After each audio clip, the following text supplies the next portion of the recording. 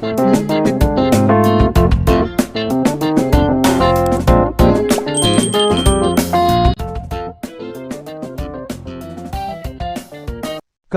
2621. Akala ni James ay tapos na ang heavenly tribulation.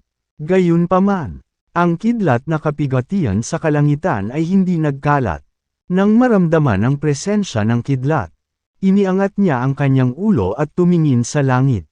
Sa sandaling iyon, nag-mutate ang kidlat na kapigatian. Ang dating isang itim na kidlat na kapigatian ay ngayon ay isang kulay-kulay na bahaghari. Ang mga mahiwagang linya at karakter ay biglang lumitaw sa kalangitan. Nagtipon upang bumuo ng kakaibang hitsura ng pagpipinta. Natarante si James.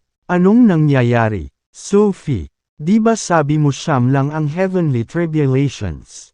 Nakayanan ko na silang lahat.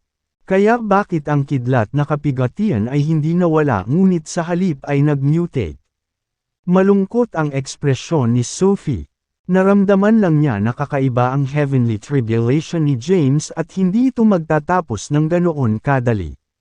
Gayunpaman, hindi niya matukoy kung ano ang mga pagbabagong mararanasan ng kanyang heavenly tribulation. Hindi ko alam, James. Dito na siguro magsisimula ang nakakakilabot na bahagi. Hindi na kita matutulungan mula rito. Mag-ingat ka ha. Boses ni Sophie. Huminga ng malalim si James. Maya-maya, kumalma siya. Isinasantabi ang kanyang mga alalahanin. Bumulong siya. Naabot ko na ang unang yugto ng tribulation rank. At ang aking pisikal na lakas ay umabot na sa ikalawang yugto ng sage rank. Walang paraan na hindi ko makakayanan ang heavenly tribulation na ito. Sa di kalayuan, marami ang natulala. Sa nakalipas na ilang araw, dumating ang hukbo ng Corinthian sa labas ng Yoruba Valley. Kabilang sa kanila ang ilang magsasaka sa sage rank. Nang maramdaman nilang may dumaranas ng heavenly tribulation, nagmamadali silang tumungo sa rehiyon at nagmasid mula sa malayo. Nang makita ang siyam na heavenly tribulations, sila ay natigilan. Ano ang nangyayari? Nalampasan na niya ang ikasyam na heavenly tribulation. Bakit hindi nawala ang tribulation cloud ngunit nag-mutate na lang? Hindi ko alam. How bizarre. Marami ang natigilan. At ganoon din sina Walgones, Quinella, Winnie, Delaney, at iba pa, natigilan. Wala silang ideya kung ano ang nangyayari o kung bakit nag-mutate ang tribulation cloud. Sa ilalim ng tribulation cloud, buong alerto si James. Sa sandaling iyon, nawala ang tribulation cloud. Gayunpaman, ang mahiwagang linear na mga karakter sa kalangitan ay hindi. Nagtipon sila upang bumuo ng isang kakaibang pagpipinta, kung saan makikita ang mga bundok at ilog. Ang pagpipinta ay nasuspine sa kalagitnaan ng hangin tulad ng pasukan sa ibang mundo. Mag-ingat ka, James. Babala ni Sophie. Ha? Kumunat ang noo ni James at nagtanong. What's wrong, Sophie? Kung hindi ako nagkakamali, ito ay dapat na isang heavenly tribulation ng ancestral god rank. Ano? Ancestral god rank? Natigilan si James. Tama iyan. Pagkatapos maabot ang Grand Emperor rank, lalabas lang ang heavenly tribulation na ito kapag sinusubukan mong umakyat sa ancestral god rank. Dahil ito ay mga tala sa mga sinaunang teksto, wala akong gaanong alam tungkol sa mga detalye.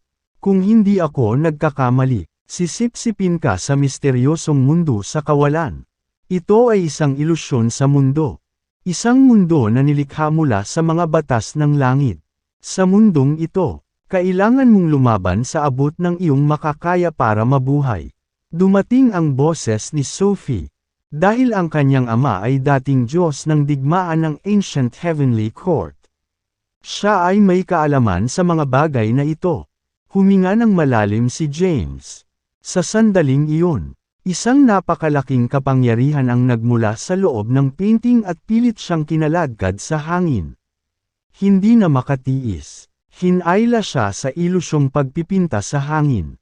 Kabanata 2622.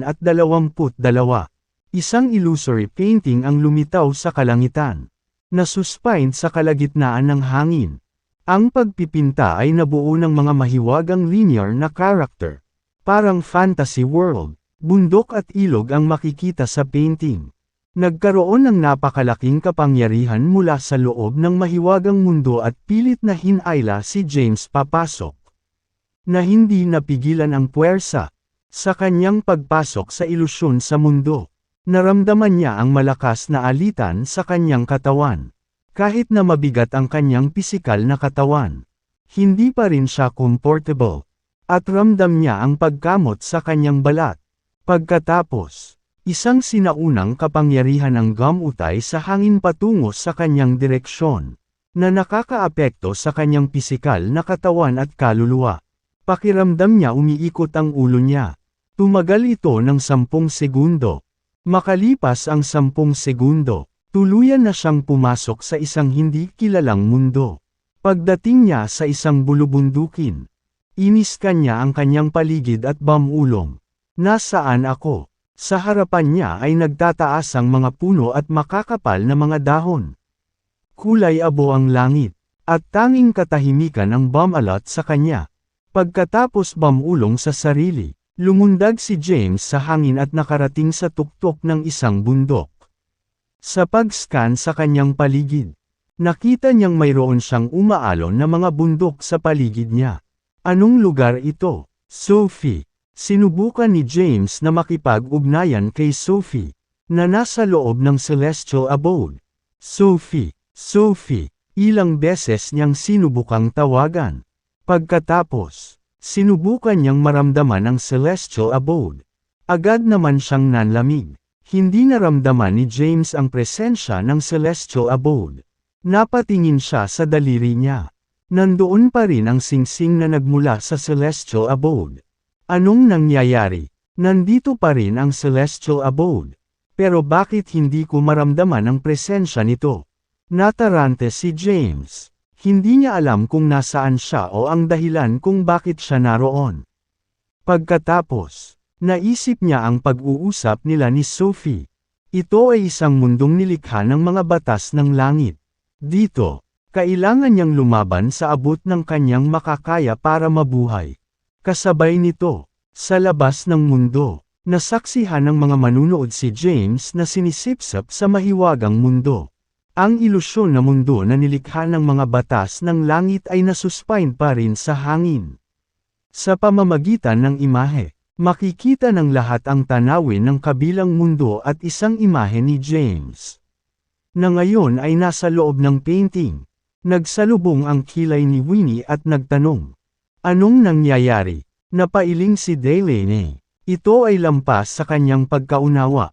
Si Quinella, masyadong, ay walang ideya kung ano ang nangyayari. Tanging si Wolganes lang ang may suot na malungkot na ekspresyon.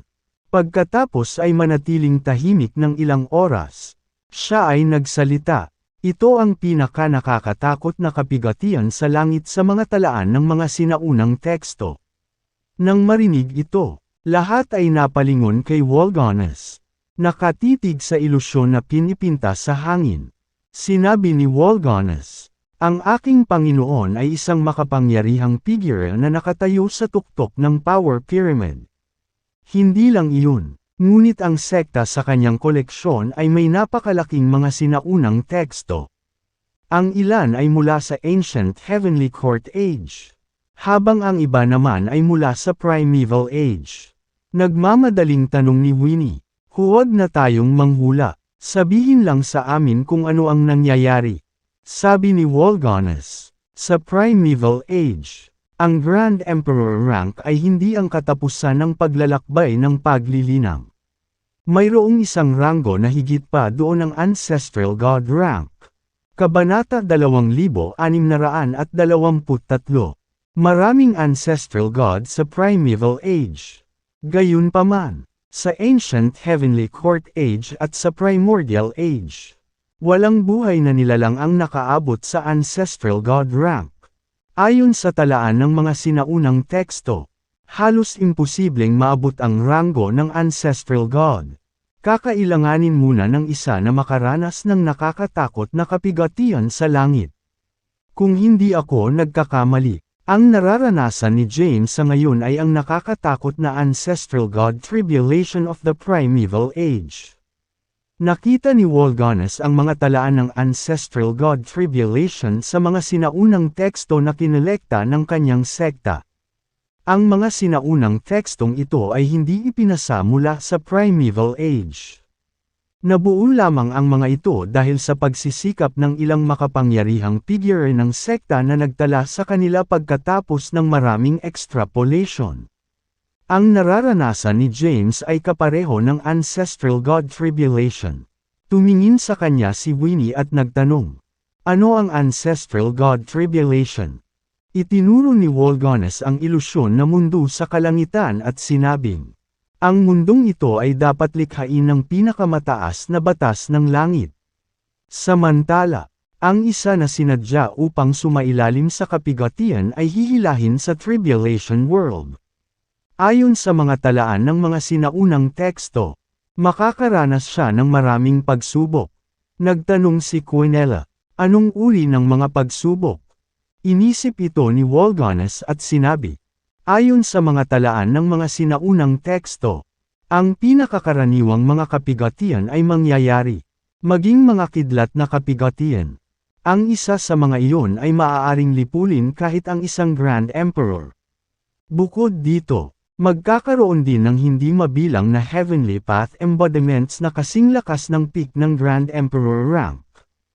Ang sumasailalim sa mga kapigatian ay kailangang lipulin ang mga makalangit na landas na ito. Kasabay nito, sila ay tatamaan ng kidlat na kapigatian. Sinabi ni Wolganes sa kanila ang lahat ng kanyang nalalaman. Ito ay mga tala lamang sa mga sinaunang teksto. Imposibleng mapatunayan ang kanilang pagiging tunay. Kung kahit na ang isang Grand Emperor ay maaaring lipulin, hindi ba papatayin si James? Si Quinella ay may suot na malungkot na ekspresyon. Ipinaliwanag ni Wolganes, ang inilarawan ko kanina ay ang tribulation world of Grand Emperors. Malayo pa si James sa ranggo na iyon. Ang antas ng kahirapan ng mga kapigatian ay higit na nakasalalay sa lakas ng individual. Dahil kamakailan lamang ay naabot ni James ang sage rank. Ang heavenly tribulation sa tribulation world ay malapit sa kanyang ranggo. Ganoon din sa heavenly path embodiments. Nang marinig ito, nakahinga ng maluwag sina Winnie, Delaney, at iba pa. Nagpatuloy si Wolganes. Kung matagumpay na umalis si James sa tribulation world, magiging maliwanag ang kanyang kinabukasan. Hindi siya magkakaroon ng problema sa pagtawid sa Grand Emperor rank at maabot ang Ancestral God rank. Baka siya pa ang unang individual na umabot sa Ancestral God rank mula noong Primeval Age. Mataas ang pagpapahalaga ni Wolganes kay James. Iyon ay dahil sobrang nakakatakot ang heavenly tribulation ni James. Pagkatapos ng lahat, kahit isang heavenly tribulation para sa ancestral gods ay lumitaw. Marami ang nag-usap tungkol sa bagay na ito. Samantala, si James ay nasa tribulation world na. Gayunpaman, wala siyang ideya kung nasaan siya. Medyo alam niya lang na marami siyang kapighatiang haharapin. Kung tungkol sa mga detalye, wala siyang ideya sa ngayon. Nakatayo sa tuktok ng isang bundok. Inis kanya ang kanyang paligid. Sa sandaling iyon, nagtipon ang mga itim na ulap sa kalangitan. At hindi mabilang na mga kidlat ang kumikislap sa mga ulap. Namutla si James nang makita ito. Napakaraming tribulation clouds. Dati, ang tribulation clouds ay lilito lamang sa isang rehiyon.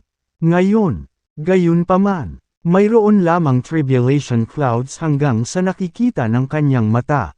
Huminga ng malalim si James at sinubukang pakalmeyan ang sarili. Dahil nandito na siya, maaari na rin niyang harapin ang pagsubok sa isang tawag. Anuman ang kapigatian, kailangan niyang mapagtagumpayan ang mga ito. Halika, sabi ni James na may maalab na determinasyon sa kanyang mga mata. Gayunpaman, Sa sandaling lumitaw ang heavenly tribulation. Hindi mabilang na Elysian inscriptions ang naganap sa kalangitan. Ang mga fragment na ito ng Elysian inscriptions ay dahan-daang natipon upang bumuo ng mga ilusyonaryong anino. Ay 1, 2, 10, 100, 1,000, 10,000, sa isang iglap. Isang malaking hukbo ng mga anino ang lumitaw sa kanyang harapan. What in the? Nanlaki ang mga mata ni James. Kabanata 2624. Nanlalaki ang mga mata ni James habang nakatitig sa hindi mabilang na mga anino na lumabas sa manipis na hangin. Mula sa mga anino, naramdaman niya ang isang pamilyar na aura. Heavenly Path Embodiments. Napaungol si James na hindi makapaniwala. Sa katunayan, ang mga ito ay Heavenly Path Embodiments. Nang makita ang hindi mabilang na Heavenly Path Embodiment sa kanyang harapan, namutla ang mukha ni James. At ang kanyang ekspresyon ay puno ng hindi paniniwala at takot. Pagkatapos, nanginginig ang kanyang katawan habang nanghihina ang kanyang mga tuhod. Sa kauna-unahang pagkakataon, wala siyang pagnanais para sa isang labanan. Good heavens! Nawalan ng masabi si James.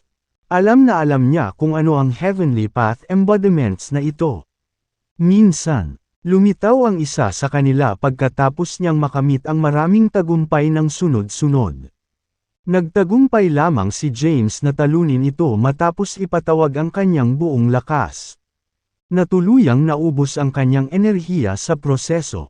Ngayon, sa sandaling ito, hindi lang isa sa kanila, batay sa mga konserbatibong pagtatansya, dapat mayroong hindi bababa sa 1,000,000 sa kanila.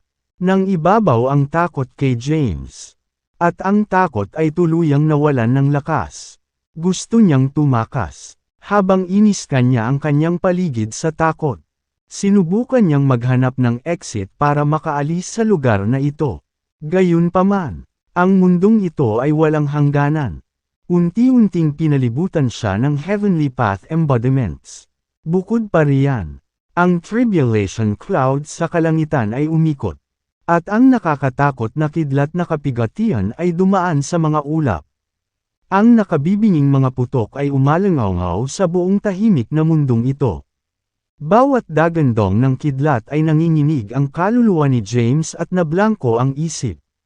Samantala, sa celestial abode, na puno ng pagkabalisa si Sophie, pumasok si James sa tribulation world. Isang malakas na puwersa matapos ang pumutol sa koneksyon ni James sa celestial abode. Kahit ilang beses niya itong tawagan ay walang sumasagot. Ano ang dapat nating gawin ngayon? Spirit Tool. Balis ang tumingin si Sophie sa Spirit Tool. Ang Spirit Tool ay may suot na mabangis na ekspresyon sa kanyang nangungunot na mukha. Pagkaraan ng ilang oras, dahan-dahan niyang sinabi, nakakuha siya ng maraming providence lahat ng 108 infinity steles na umiral mula pa noong bukang liwayway. Ang 5 elemento ng Genesis, at marami pa, may kapalit na babayaran para sa pagkuha ng mga hindi kapani-paniwalang paglalaan na ito. Huminga ng malalim ang Spirit Tool at nagpatuloy. Ngayon, maaari lamang siyang umasa sa kanyang sarili. Sana malampasan niya ang kapighatiang ito. Kung gagawin niya, ang kanyang isip at katawan ay makakaranas ng napakalaking paglaki. Ito ay lilikha ng isang matibay na pundasyon para sa kanyang pagbangon. Dahil alam ni Sophie na ang pag-aalala ay walang maidudulot na mabuti. Maaari lamang siyang maghintay ng matyaga sa ngayon sa tribulation world. Kinilabutan si James. Ito ang unang pagkakataon na nakaranas siya ng ganoong pangamba at pagkabalisa. Mag-isa sa mundong ito. Walang sino man ang maaari niyang tawagan para humingi ng tulong. Swish! Isang kidlat na kapigatian ang bumaba mula sa langit at tumama sa bundok kung saan siya matatagpuan. Dahil blanko ang isip ni James, hindi man lang niya naramdaman ang kidlat na kapigatian. Nang tamaan siya ng kidlat na kapigatian, agad siyang nagtamo ng matinding pinsala. Dahil sa matinding sakit ay nag-react siya, at mabilis niyang nakatalyze ang demonic energy sa loob ng kanyang katawan para pagalingin ang kanyang mga sugat. Habang umiikot ang demonic energy sa kanyang katawan, ang kanyang mga sugat ay ganap na gumaling sa isang iglap. Dumagundong. Ang kidlat na kapigatian ay umikot sa mga ulap. Nagpakawala ng isang nakakabinging dagandong. Wish. Kabanata 2625. Ang pangalawang kidlat na kapigatian ay bumaba mula sa langit. Kasabay nito, isang kaibigan ng Heavenly Path Embodiments ang sumugod papunta sa kanya mula sa malayo.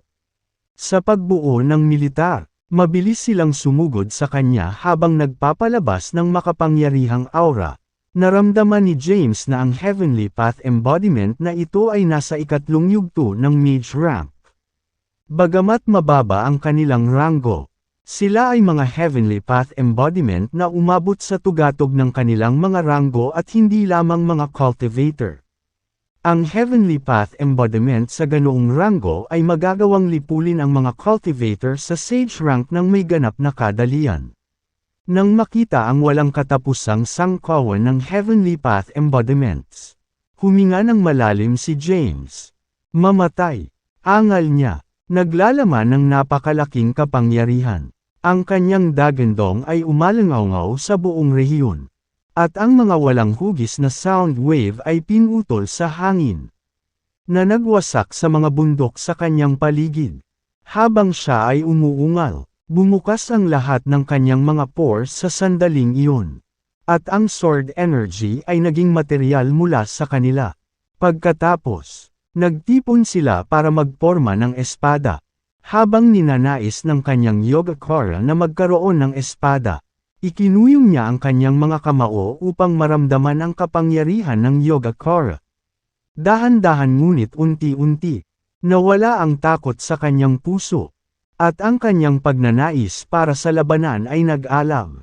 Gaano man kataksilan ang heavenly tribulation, walang hawad lang sa akin. Hawak ang espada na nilikha ng kanyang Yogacara. Si James ay naglabas ng isang namumunong presensya, at ang kanyang itim na buhok ay damaloy sa hangin. Dumagundong. Ang kidlat na kapigatian ay tumama muli, nang hindi man lang nag-abala na iangat ang kanyang ulo. Casual na iwinagayway ni James ang kanyang kamay. At ang walang hugis na sword energy ay nagkatawang tao at naputol sa hangin na parang isang alon ng tubig. Habang ang walang hugis na sword energy ay gamutay-gutay sa hangin. Ang kidlat na kapigatian ay agad na nawasak. Dahil ang kanyang Yogacara ay walang uliran mula sa pagsisimula.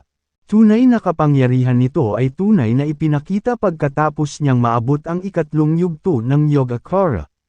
Maging ang isang kidlat na kapigatian ay agad na nawasak. Nang makita ito, humagalpak ng tawa si James. Hahaha, I'm invincible. Pagkatapos, hawak ang espadang nilikha ng kanyang Yogacara. Kumilos siya at sumugod patungo sa kaibigan ng Heavenly Path Embodiment sa di kalayuan. Kaagad, ang Heavenly Path Embodiments ay sumalakay. Nagmaterialize ang mga ilusyonaryong espada sa kanilang mga kamay habang sumusugod sila kay James sa isang hindi pangkaraniwang bilis na maihahambing sa kanya. Nakita ni James ang mga figure na kumikislap sa kanyang harapan bago siya natama ng libo-libong espada. Hindi mabilang na mga ilusyonaryong espada ang tumusok sa kanyang katawan. How powerful! Natigilan si James. Gayunpaman, kasabay nito, bumawi siya, na nagpatamba sa Heavenly Path Embodiments na lumapit sa kanya.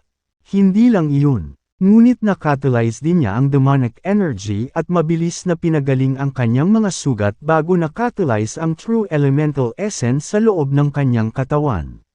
Sa loob ng kanyang katawan, ang 5 elemento ng Genesis ay patuloy na nagmaterialize ng true elemental essence sa pagiging. Habang nakapaligid sa kanya ang true elemental essence, bumuo sila ng protective barrier sa ibabaw ng kanyang balat. Sa proteksyon ng true elemental essence, Kahit na ang Heavenly Path embodiments ay hindi makakagawa ng anumang pinsala sa kanya. Ang pagnanais ni James para sa labanan ay lumago.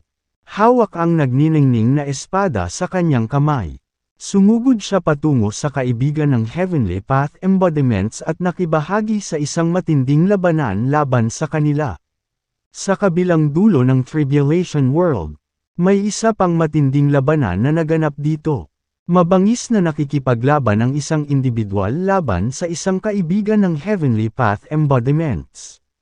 Isa siyang lalaking nakasuot ng itim na baluti na ngayon ay sira-sira na. Puno siya ng dugo, at magulo ang buhok. Sa pagkakataong iyon, parang may naramdaman siya. Saglit na nakatingin sa malayo. Sumili ang isang malabong ngiti sa kanyang mukha habang bumubulong. Hindi ko akalain na may iba pa sa mundong ito. Pagkatapos, kumislap ang kanyang katawan, at iniwasan niya ang mga pag-atake ng Heavenly Path embodiments bago nawala ng walang bakas. Sa sumunod na sandali, nasa rehiyon na siya kung saan naroon si James. Kabanata 2626. Sa hangganan ng Sangria, ang lahat ng nanunood sa kaganapang naganap sa harap ng kanilang mga mata ay nakakita kay James na hinayla sa isang misteryosong mundo at nakikibahagi sa isang matinding labanan laban sa hindi mabilang na mga anino. Gayunpaman, sa sandaling iyon, ang ilusyon na mundo na nilikha mula sa mga batas ng langit ay unti-unting naging ilusyon. Hindi nagtagal, nawala ang mundo ng walang bakas. Saan nagpunta si James? Bakit nawala ang bagay na iyon? Nataranta ang lahat. Walang kamalay-malay na sinulyapan ni Winnie at Delaney si Walganes.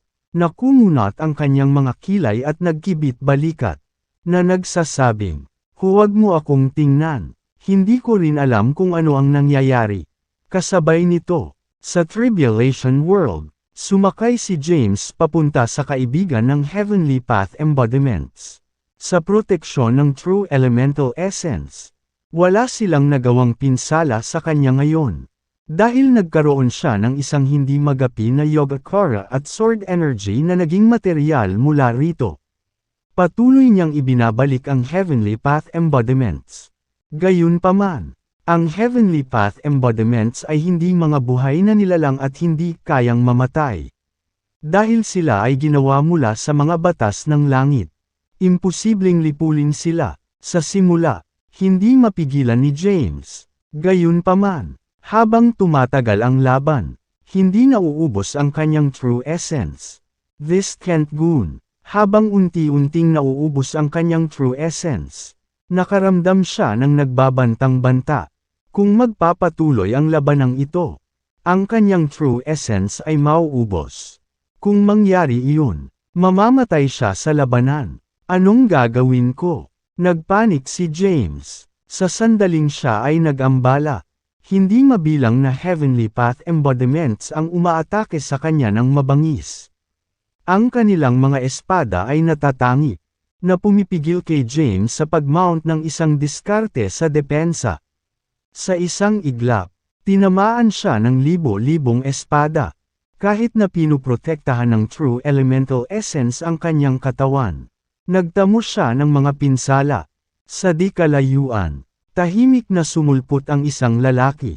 Nakasuot siya ng punit-punit na itim na baluti, at nakaharang sa kanyang mukha ang kanyang gusot na buhok. Anuman, ito ay maliwanag na siya ay pagod. Napaka-interesante. Nang makita niya si James, nasa isang matinding labanan, isang ngiti ang sumilay sa mukha ng lalaki habang siya ay bumubulong sa sarili. Hindi ko akalain na isang tao na hindi pa nakakaabot ng sage rank maaaring pumasok sa Tribulation World. Ano ang mali sa mundo? Nagbago kaya ang labas ng mundo pagkatapos kung magtagal dito?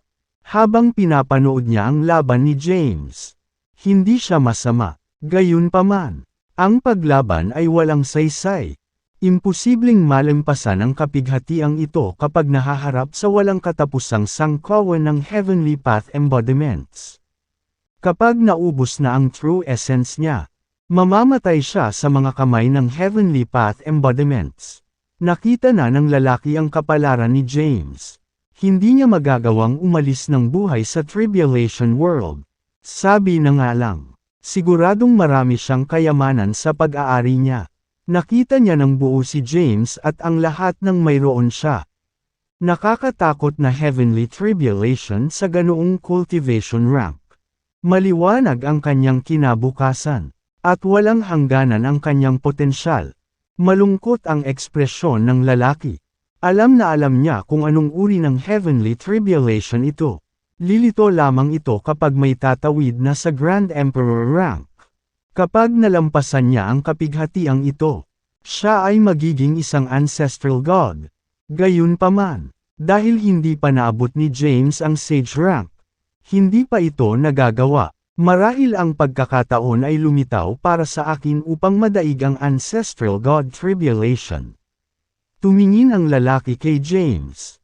Sinusubukang tingnan siya, gayunpaman, hindi matukoy ang kinabukasan ni James. Kabanata 2627.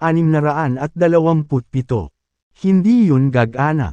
Anak, lumakas ang boses niya. Sino dyan? Habang si James ay nasasangkot sa isang matinding labanan. Biglang may narinig na tunog at natakot siya. Matapos ibalik ang kanilang Heavenly Path embodiments, lumingon siya at hinanap ang pinanggalingan ng boses. Sa di kalayuan ay nakatayo ang isang medyo may edad na lalaki na nakatayo sa himpapawid. Nakasuot siya ng punit-punit na itim na baluti. At tila siya ay isang kahabag-habag na estado. Nang tatanungin pa sana ni James ang lalaki kung ano ang ibig sabihin ng kanyang mga sinasabi.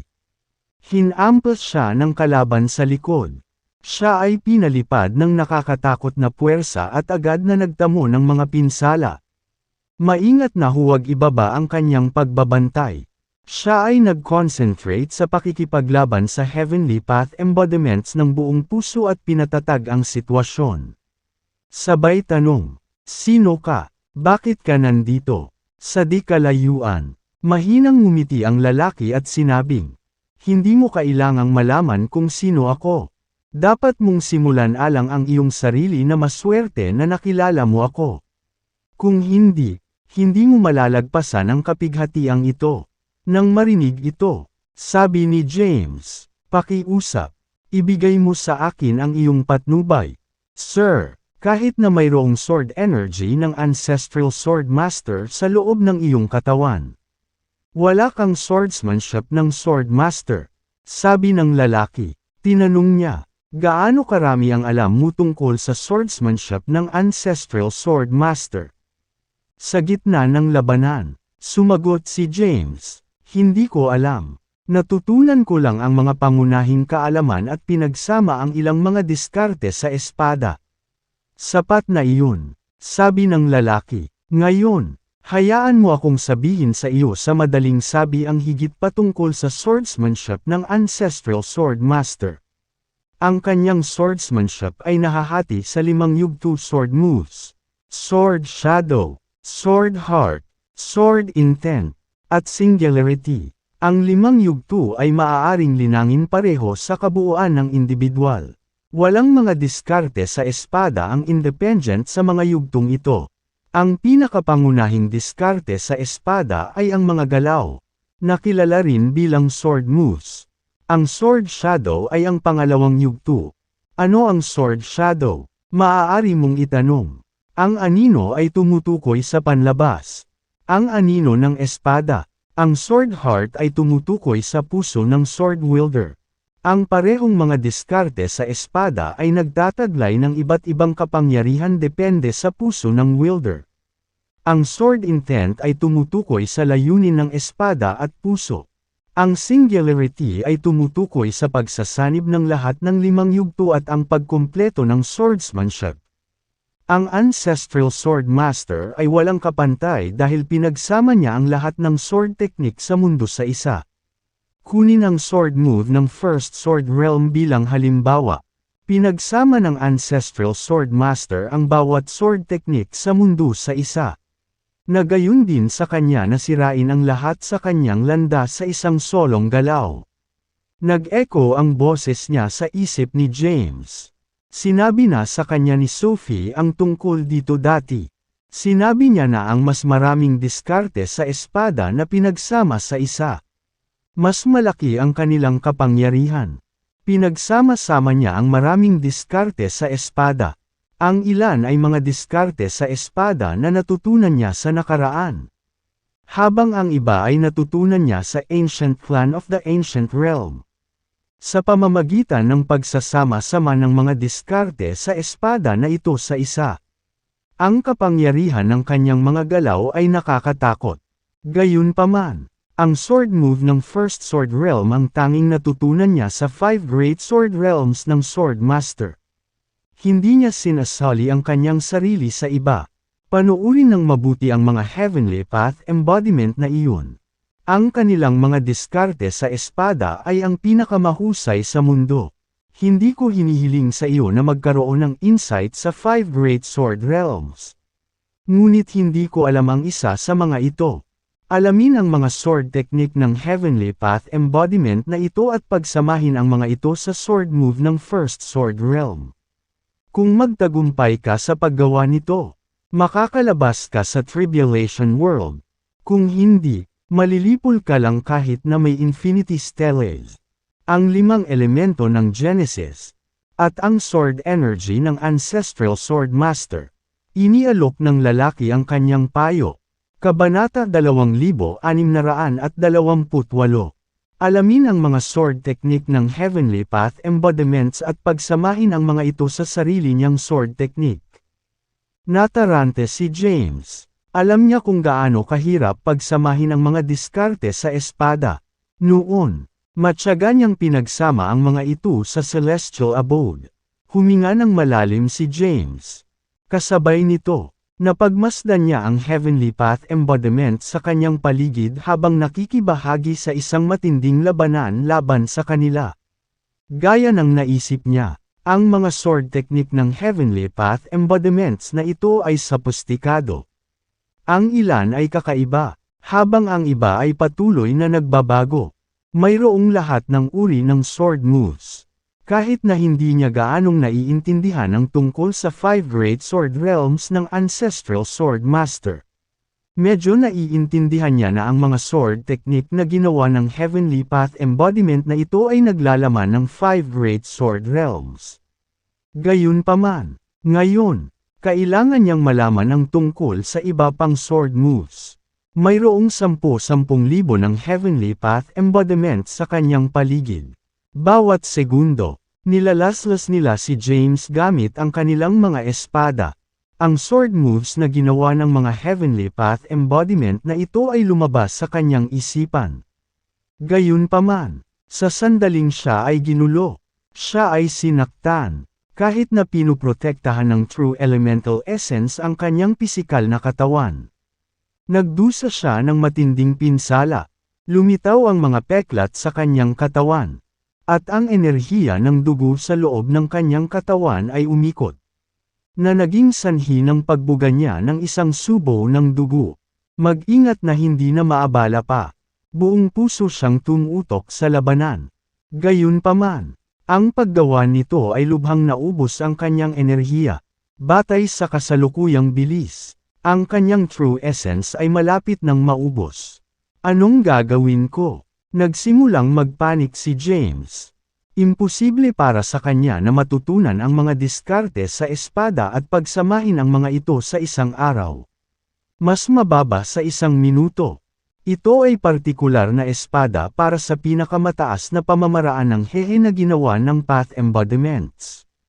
Ang oras na kailangan upang makabisado ang mga ito ay magiging mas mahaba. Marahil millennia, o kahit na mas malaking yugto ng panahon. Kailangan pa ba niyang ipagpatuloy ang pakikipaglaban sa loob ng libo-libong taon?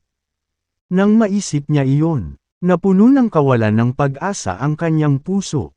Nang maramdaman ang iniisip ni James, sinabi ng lalaking nakasuot ng itim na baluti, millennia ang lumipas sa isang kisap mata. Sa katunayan, dapat mong ituring ang iyong sarili na maswerte kung makakaalis ka sa lugar na ito sa loob ng 10,000 taon. Alam mo ba kung gaano na ako katagal dito? Bata. Pumasok ako sa Tribulation World sa Primeval Age. At hindi ko nagawang magtagumpay ang Heavenly Tribulation kahit na matapos ang Primeval Age. Ang sinaunang Heavenly Court Age. At ang Primordial Age ay natapos na. Nang marinig ito, nanlamig ang dugo ni James. Ganun katagal. Siguradong niloloko mo ako. Hindi siya makapaniwala.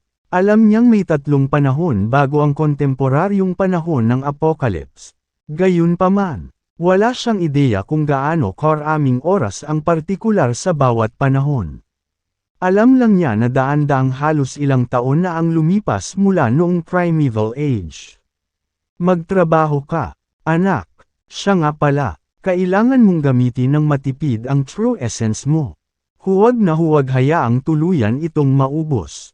Kung hindi, ang mga kahihinatnan ay magiging nakapipinsala. Mukhang napakalaki ng potensyal mo. Ngunit sa kabila ng pagkakaroon ng ilang insight sa elemental inversion, hindi mo pa naiintindihan ang asensya nito. Kung hindi ako nagkakamali, ang 5 elemento ng elemental inversion ay nagsasama at nagpipigil sa isa't isa. Ang paulit-ulit na pagsasanib sa kanila ay lilikha ng patuloy na daloy ng kapangyarihan. Pipigilan nito ang iyong true essence na tuluyang maubos dahil ang mga ito ay mapupuno ng walang tigil. Gayunpaman, hindi ka dapat magmadali upang matutunan ang mga diskarte sa espada at pagsamahin ang mga ito. Dapat mong lutisin ang isyu ng kakulangan ng iyong true essence. Sabi ng lalaki. Huminga ng malalim si James. Kapag nalaman niyang sasabak siya sa isang labanan sa mahabang panahon pagkatapos. Alam niyang hindi siya aalis sa lugar na ito anumang oras sa lalong madaling panahon. Tama ang sinabi ng lalaki. Natutunan lamang niya ang mga batayan ng elemental inversion. Sa sandaling iyon, nakatalyze niya ang elemental inversion. Habang nagtitipon ng true elemental essence. Tumaas ng husto ang kanyang aura at kapangyarihan. Kabanata 2629. Gayunpaman, habang lumalakas ang kanyang lakas, malinaw niyang naramdaman ang Heavenly Path embodiment sa kanyang paligid ay lumakas din sa lakas. Nagmamadaling nagbabala ang lalaki, iwasang gumamit ng arcane arts na mas mataas sa iyong lakas na lumago. Dahil ang mga Heavenly Path embodiment na ito ay nilikha ng laws of heaven. Partikular nilang pinupuntirya ang mga cultivator. Nangangahulugan ito na kapag mas malakas ang kapangyarihan, mas lalakas sila. Nang marinig ito, pinahiwa-hiwalay ni James ang elemental inversion. Dahan-dahan lang. Ito ay simula pa lamang. Pagkatapos magsalita, lumitaw ang lalaki sa tuktok ng isang bundok at pinanood ang labanan ni James. Sa sandaling iyon, naramdaman ang presensya ng isang bagay. Ang kanyang mukha ay nagdilim habang siya ay nagmumura. Ang tiyaga, naabutan na nila ako. Pagkatapos, nawala siya at muling nagpakita sa isang lugar na malayo kay James. Halos kaagad. Lumitaw ang isang kaibigan ng Heavenly Path embodiments at mabangis siyang inatake. Kahit na tila walang kakaiba sa kanila Heavenly Path embodiments. Ang mga umaatake sa lalaki ay mas malakas kaysa sa mga umaatake kay James. Ang kanyang Heavenly Path embodiments ay nasa tuktok ng Grand Emperor rank at malapit nang maabot ang Ancestral God rank. Walang ideya si James na ang misteryosong lalaking nag-alok sa kanya ng patnubay ay nakikibahagi rin ngayon sa isang matinding labanan laban sa Heavenly Path embodiments. Napatahimik si James. Habang lumalaban siya, sinubukan niyang matuto ng higit pa tungkol sa elemental inversion. Ang elemental inversion ay inilaan para sa 5 elemento ng Genesis at hindi kapani-paniwalang pamamaraan ng paglilinang na nilikha ng mga ito. Sa pamamagitan ng pagsasama-sama ng kanilang mga kapangyarihan. Ang napakalaking kapangyarihan ay malilikha. Ang misteryosong lalaki ay tila may mahusay na kaalaman tungkol sa elemental inversion at ang mga paraan ng paglikha ng true essence ng walang hanggan. Mayroong dalawang paraan upang lumikha ng True S. Isa sa kanila ay simple. Sa pamamagitan ng paggamit ng paraan ng paglilinang ng isang tao upang kontrolin ang 5 elemento ng Genesis sa loob ng katawan ng isang tao. Ang kapangyarihan ay magkakatotoo sa isang tuloy-tuloy na daloy. Sa ganoong paraan, gaano man katagal ang labanan, hindi mauubos ang kanyang true essence. Ang isang tao ay maaaring makakuha ng kapangyarihan sa pamamagitan ng paghiram ng lakas ng 5 elemento ng Genesis. Iyon ay dahil ang 5 elemento ng Genesis ay mga banal na kapangyarihan na ipinanganak sa panahon ng paglikha ng langit at lupa at dahil dito, nagtataglay ng mapangwasak na kapangyarihan. Ang iba pang paraan ay ang paggamit ng mga pamamaraan ng paglilinang upang pahintulutan ang 5 elemento ng Genesis na maghalo-magpigil sa isa't isa. Habang sila ay bumubuo sa loob ng katawan ng isang tao, gagawa sila ng tuloy-tuloy na daloy ng True Essence. Sa ganoong paraan, ang True Essence ay unti-unting tataas kahit na walang anumang cultivation. Ang pangalawang paraan ay medyo mas mahirap. Sa pag-unawa ni James sa elemental inversion, magiging mahirap na makamit ang gayong gawain. Gayunpaman, upang ligtas na mapagtagumpayan ang heavenly tribulation na ito, nagpasya pa rin siyang magkaroon ng insight at magsaliksik ng cultivation method ng elemental inversion. Ang lahat sa mundong ito ay nabuo ng 5 elemento metal, kahoy, tubig, apoy, at lupa. Ang 5 elemento ay nag-interweaved at pinigilan ang isa't isa at hindi nahahati.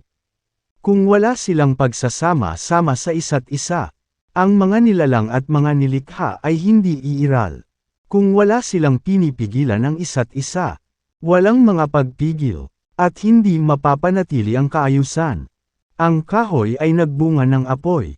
Apoy ang nagbunga ng lupa. Ang lupa ay nagbunga ng metal. Ang metal ay nagbunga ng tubig. At ang tubig ay nagbunga ng kahoy. Wood constrained earth. Earth constrained water. Water constrained fire. Fire constrained metal. At metal constrained wood. Lumitaw sa isip ni James ang relasyon ng 5 elemento. Kasabay nito, sinubukan niyang gumamit ng iba't ibang true essence para bumuo ng bagong true essence.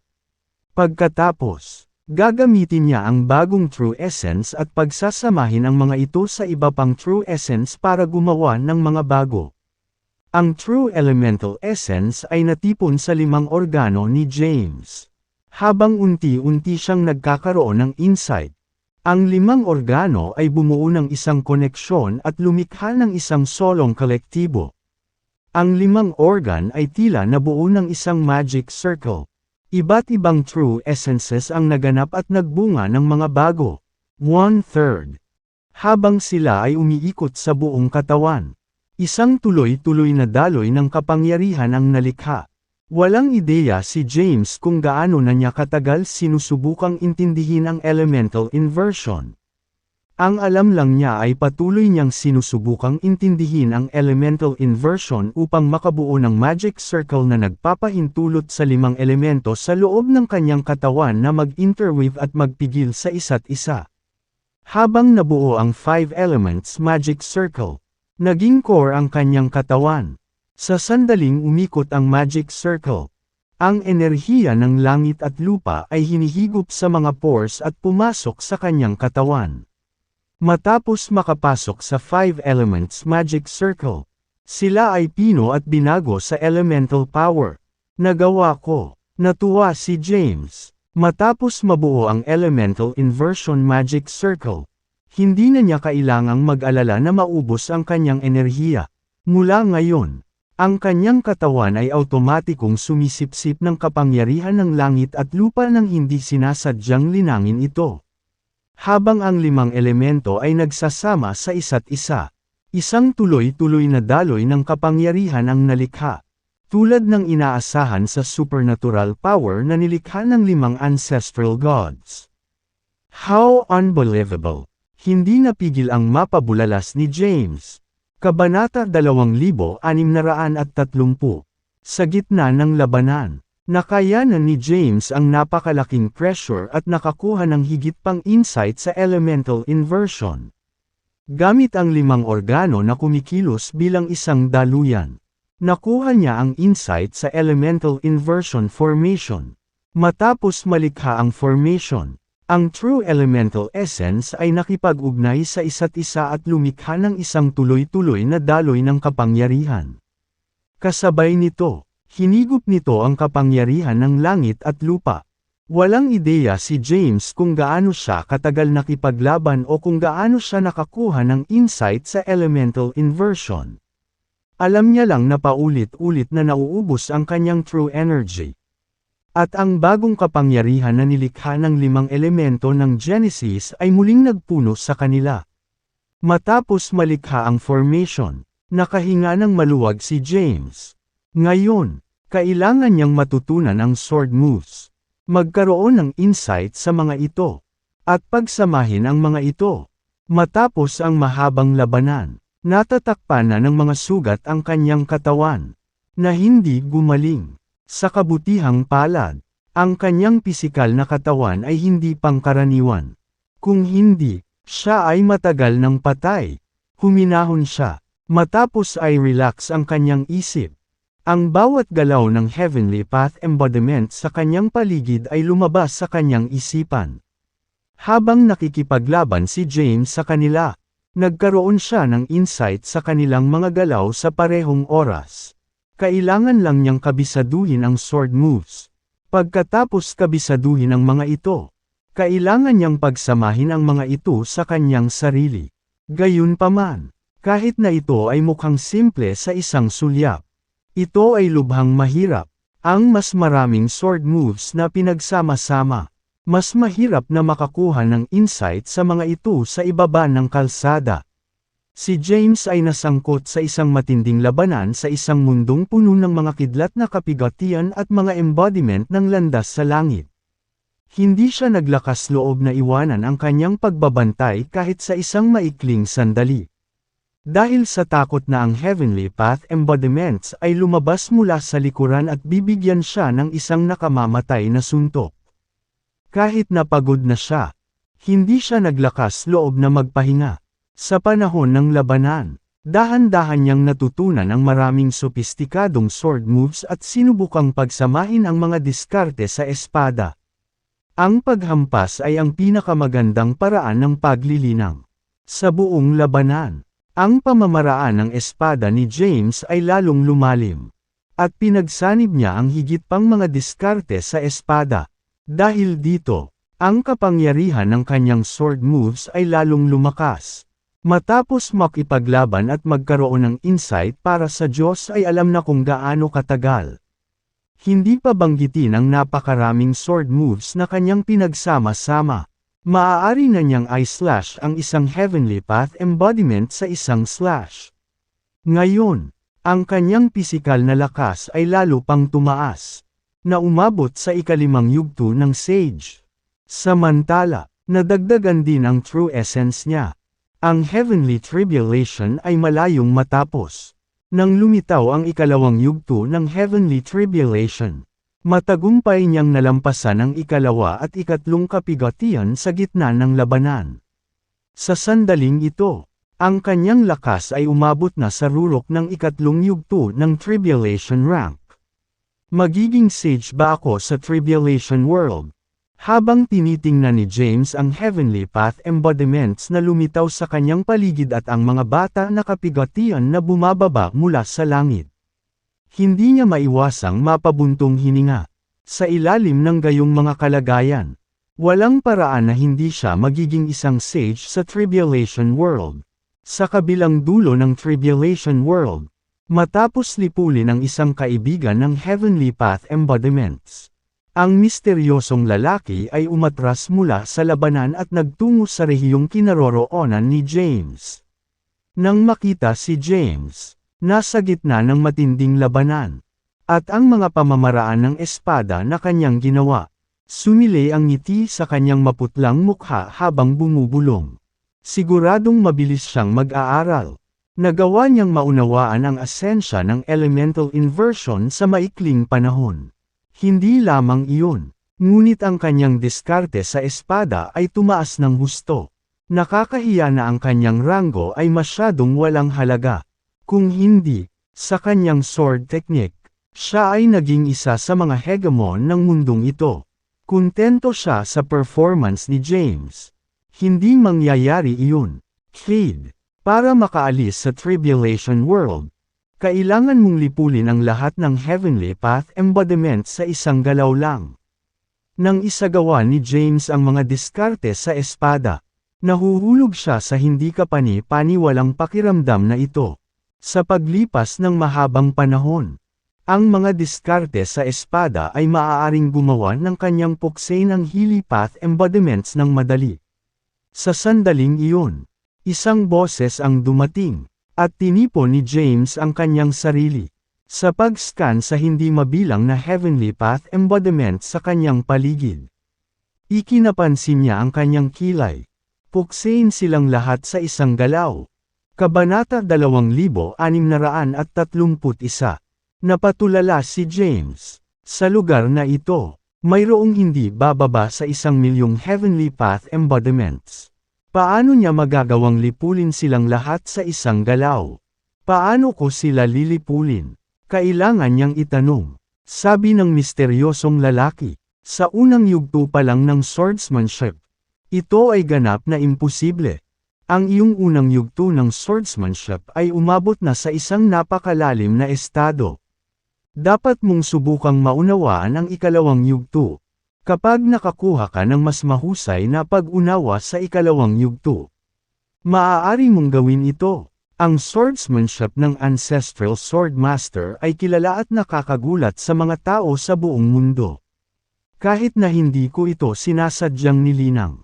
Bawat sword cultivator sa mundo ay bihasa dito. Pamilyar din ako sa ilan sa mga pamamaraan ng paglilinang nito. Ngayon, kumuha ng mas malalim na pag-unawa sa Second Sword Realm. Sword Shadow. Ang anino ay tumutukoy sa silweta at hugis. Ang diskarting ito ay mas advanced kaysa sa sword moves.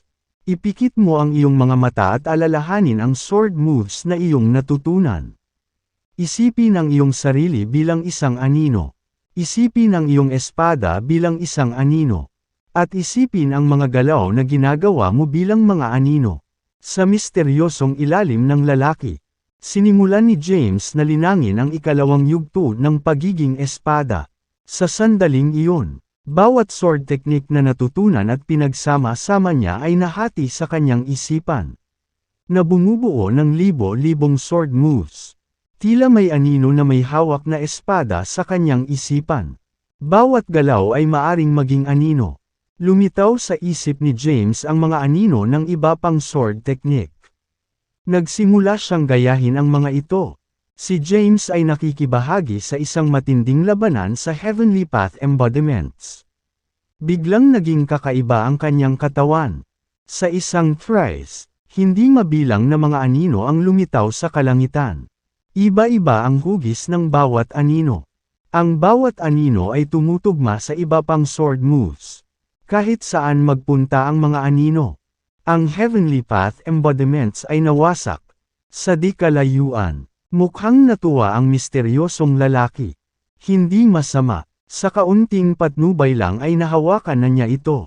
Muli, malakas na nagmura ang misteryosong lalaki bago umalis sa lugar na ito at muling lumitaw sa kabilang panig ng Tribulation World. At muli niyang nilalabanan ang Heavenly Path embodiments. Si James naman ay abala sa pagtatanim. Sa isip niya, tanging mga sword shadow ang mayroon.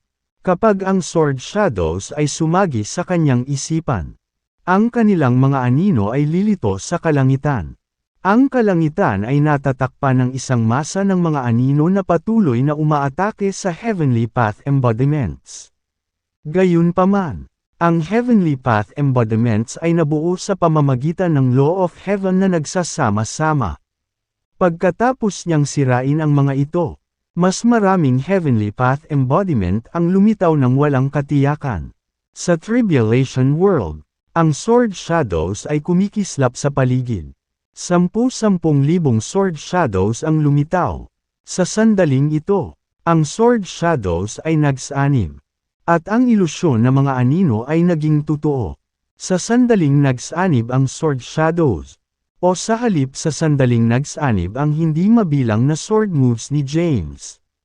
Sumabog ang apocalyptic na sword energy. Ang nakapalibot na Heavenly Path embodiments ay agad na nag-vaporate. Ilang daang libong Heavenly Path embodiment ang nolipol sa loob ng ilang segundo. Isang bukas na espasyo ang lumitaw kaagad sa paligid ni James. Napakalakas. Namangha si James sa kanyang nasaksihan. Masyadong nakakatakot ang kapangyarihang lumabas mula sa pagsasama ng Sword Shadows at Sword Moves. Matapos niyang matutunan ang gayong pamamaraan ng espada at umalis sa Tribulation World. Sino ang makakalaban sa kanya? Tulad ng inaasahan mula sa isang ancestral god mula sa primeval age. Ang sword technique na ginawa nila ay nakakatakot. Nagsisimula pa lang akong maunawaan ito. Ngunit nakakuha ako ng ganoong lakas. Kung ma-master ko ang 5th Sword Realm. At ang pinagsamang sword moves ay umabot sa level ng Ancestral Sword Master. Hindi ba ako magiging walang kapantay sa universo?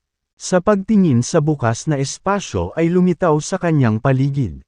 Hindi maiwasan ni James na mamangha. Sa sandaling iyon, ang Heavenly Path embodiment sa di-kalayuan ay muling sumugod sa kanya. Whoosh! Whoosh! Whoosh! Lumitaw ang libo-libong sword lights at pinutol ang kanyang katawan. Sa isang iglap, siya ay tinamaan ng libo-libong espada. At ang kanyang katawan ay nasugatan ng husto. Agad na bumawi si James at naglakas loob na huwag maging pabaya. Hinawakan niya ang Yogacara sword at ipinagpatuloy ang labanan. Na pinapagana ang demonic energy sa loob niya upang pagalingin ang kanyang mga sugat habang siya ay lumalakad. Kabanata 2632. Napaka-espesyal ng kanyang katawan. Matapos ang elemental inversion formation ay naruroon sa kanyang katawan. Kahit na ang kanyang demonic energy ay naubos. Ang ibang true energies ay maaaring makonvert sa demonic energy at mapanatili ang lakas ng kanyang katawan. Sa sandaling nakatalyze ang demonic energy, mabilis na gumaling ang mga sugat sa kanyang katawan. Pinagmasdan ni James ang paligid. Muling nabuo sa paligid niya ang hindi mabilang na Heavenly Path embodiment. Bahagyang kumunat ang noo ni James. Kahit na nagsimula na akong magkaroon ng insight sa Second Sword Realm. Hindi ko pa rin kayang lipulin ang napakaraming Heavenly Path embodiment ng sabay-sabay. Naging problemado si James. Anak, iyon ay dahil hindi pa perpekto ang paglilinang ng iyong First Sword Realm. Kailangan mong maunawaan ang higit sa sword moves at isama ang mga ito sa First Sword Realm. Kung mas malakas ang First Sword Realm, mas malakas ang Second Sword Realm. Isang boses ang nanggaling sa di-kalayuan. Hindi pa rin ba sapat? Ungol ni James. Pumikit siya. Kasalukuyang umaasa lang si James sa instinct para lumaban. Habang nakikipaglaban, naramdaman niya ang mga sword technique ng mga Heavenly Path embodiment na ito. Ang Heavenly Path embodiment ay nilikha sa pamamagitan ng pagtitipon ng Heaven's Law. Ang sword moves na isinagawa ng mga Heavenly Path embodiment na ito ay ang pinakakatangi-tanging sword move sa buong universo. Bawat isang galaw ay naglalaman ng sobrang kakaibang kapangyarihan. Napakaraming Heavenly Path embodiment ang naruroon. At napakaraming sword moves ang naisagawa. Kahit na ginugol ni James ang kanyang buong buhay sa pag-aaral ng mga ito. Hindi niya lubos na mauunawaan ang lahat ng ito. Gayunpaman, ito ay isang malaking pagkakataon. Dapat niyang hawakan hanggat kaya niya. Ang panganib at pagkakataon ay magkakasamang umiral. Ito ay ganap na totoo. Bawat isa sa mga Heavenly Path embodiment na ito ay gumaganap ng alinman sa mga diskarteng ito ng espada ay itinuring na master ng swordsmanship sa labas ng mundo. Sa ngayon, ang mga masters ng swordsmanship na ito ay hindi na mga kaaway ni James. Sila ang kanyang mga guro. Sinamantala ni James ang pagkakataon at gumawa ng sama-samang pagsisikap na matuto. Nagpatuloy ang matinding labanan. Ang mga kidlat na kapigatian ay patuloy na bumagsak mula sa langit. Gayunpaman, hindi na nila nagawang saktan si James. Matapos ang napakahabang labanan, ang pisikal na katawan ni James ay nagpatuloy sa paglusot at naabot na niya ang ikalimang yugto ng Sage rank. Immune na siya sa lakas ng kidlat na kapigatian. Gayunpaman, sa sandaling nakuha niya ang kaligtasan sa sakit. Ang epekto ng pagpipino ng katawan ay bumabawas din. Medyo naging mahirap para kay James na isama ang sword move sa First Sword Realm pagkatapos mag-cultivate hanggang sa puntong ito. Gayunpaman, hindi siya sumuko. Patuloy niyang sinubukan. Tila hindi mabilang na taon ang lumipas. O isang segundo lang ang lumipas. Si James sa ngayon ay lumalaban lang dahil sa instinct. Ang kanyang subconscious ay ganap na nalilibang sa swordsmanship at ang pagsasama ng sword moves. Dumarami ang bilang ng mga sword moves na isinama niya. Sa mismong sandaling ito, itinuon ni James ang kanyang mga iniisip. At ang kalangitan sa lugar na ito ay natatakpan ng mga anino. Ang bawat anino ay isang katanji tanging pamamaraan ng espada. Biglang nagsanib ang hindi mabilang na mga anino sa isa. Sa sandaling sila ay nagsanib. Lumakas ang katawan ni James. At isang puwersang nakakahawa sa mundo ang sumabog mula sa espada sa kanyang kamay. Ang intangible sword energy ay sumabog at kumalat. Ang lahat ay naging mga guho. Ang nakapalibot na Heavenly Path embodiments ay nawasak sa isang nakikitang bilis. Sa isang iglap, ang Heavenly Path embodiment sa paligid ay ganap na naglaho. Phew!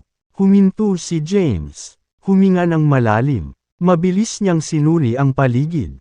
Sa kanyang larangan ng pangitain, wala nang anumang Heavenly Path embodiments. Ang tribulation cloud sa kalangitan ay unti-unting naglalaho. Tapos na ba?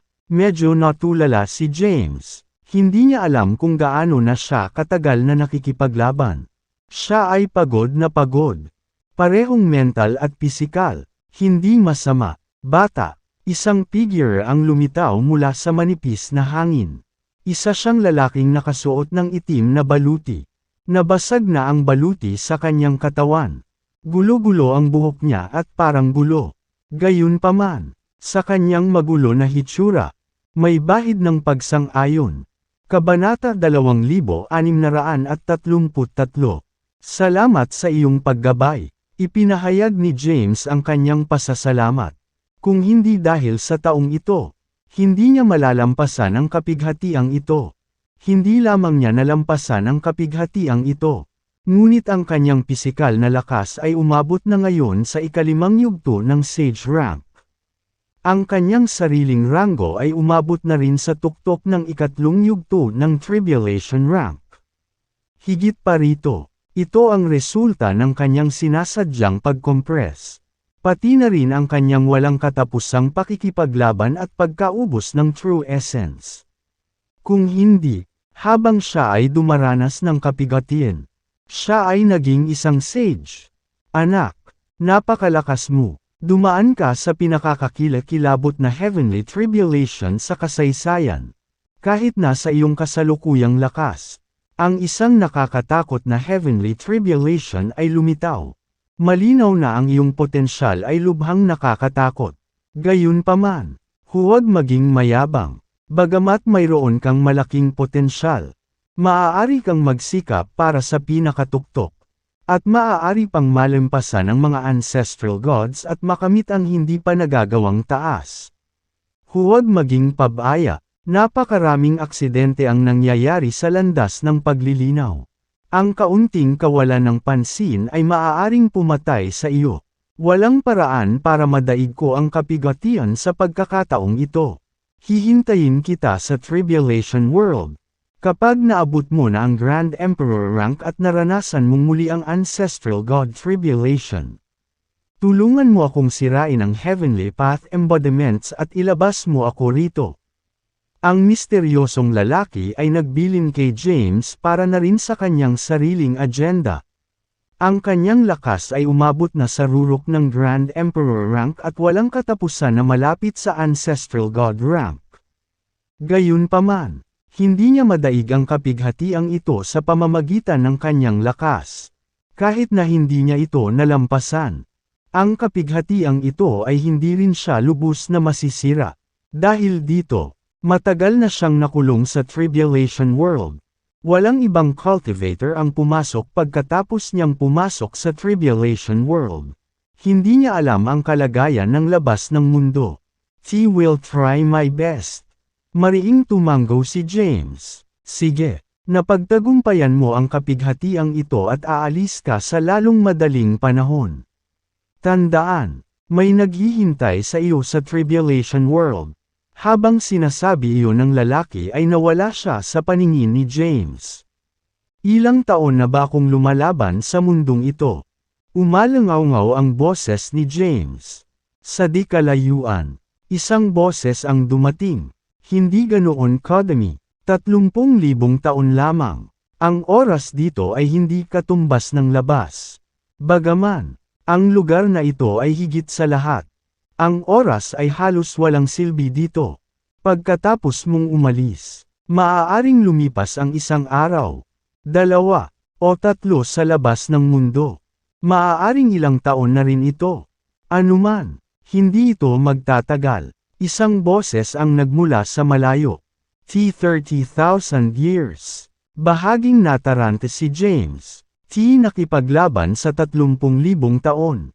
Gumugol ako ng 30,000 taon sa pag-unawa sa mga diskarte sa espada. Bago siya makabawi, isang nakakatakot na puwersa mula sa mundong ito ay lumapit at hinayla siya palabas. Pansamantala siyang nabulag. Nang muli niyang imulat ang kanyang mga mata, nakita niya ang kanyang sarili sa isang pamilyar ngunit hindi pamilyar sa kapaligiran. Nasa gitna siya ng pagkasira. Pagtingin ko sa paligid, mga guho lang. Siya ay nagpakita, bumalik na ang kanyang kamahalan. Sa sandaling lumitaw si James. Siya ay natagpuan. Maraming tao ang sumugod kaagad. Napansin ni James ang kanilang pamilyar ngunit hindi pamilyar ang mga mukha. Naroon sina Winnie, Delaney, Walgones, Quinella, at ilang general mula sa Makia City ng Sangria. Ang mga diskarte sa espada ay patuloy na kumikislap sa kanyang isipan. Isang mahabang panahon ang lumipas, at ang ilan sa kanyang mga alaala ay halos mabuklad na. Nang makita niya ang mga taong ito, unti-unting bumalik ang kanyang mga alaala. Panay ang tingin ni Walgones kay James. Nararamdaman niyang iba si James. Matapos magtagumpay ang isang kapigatian, si James ay ganap na nagbago.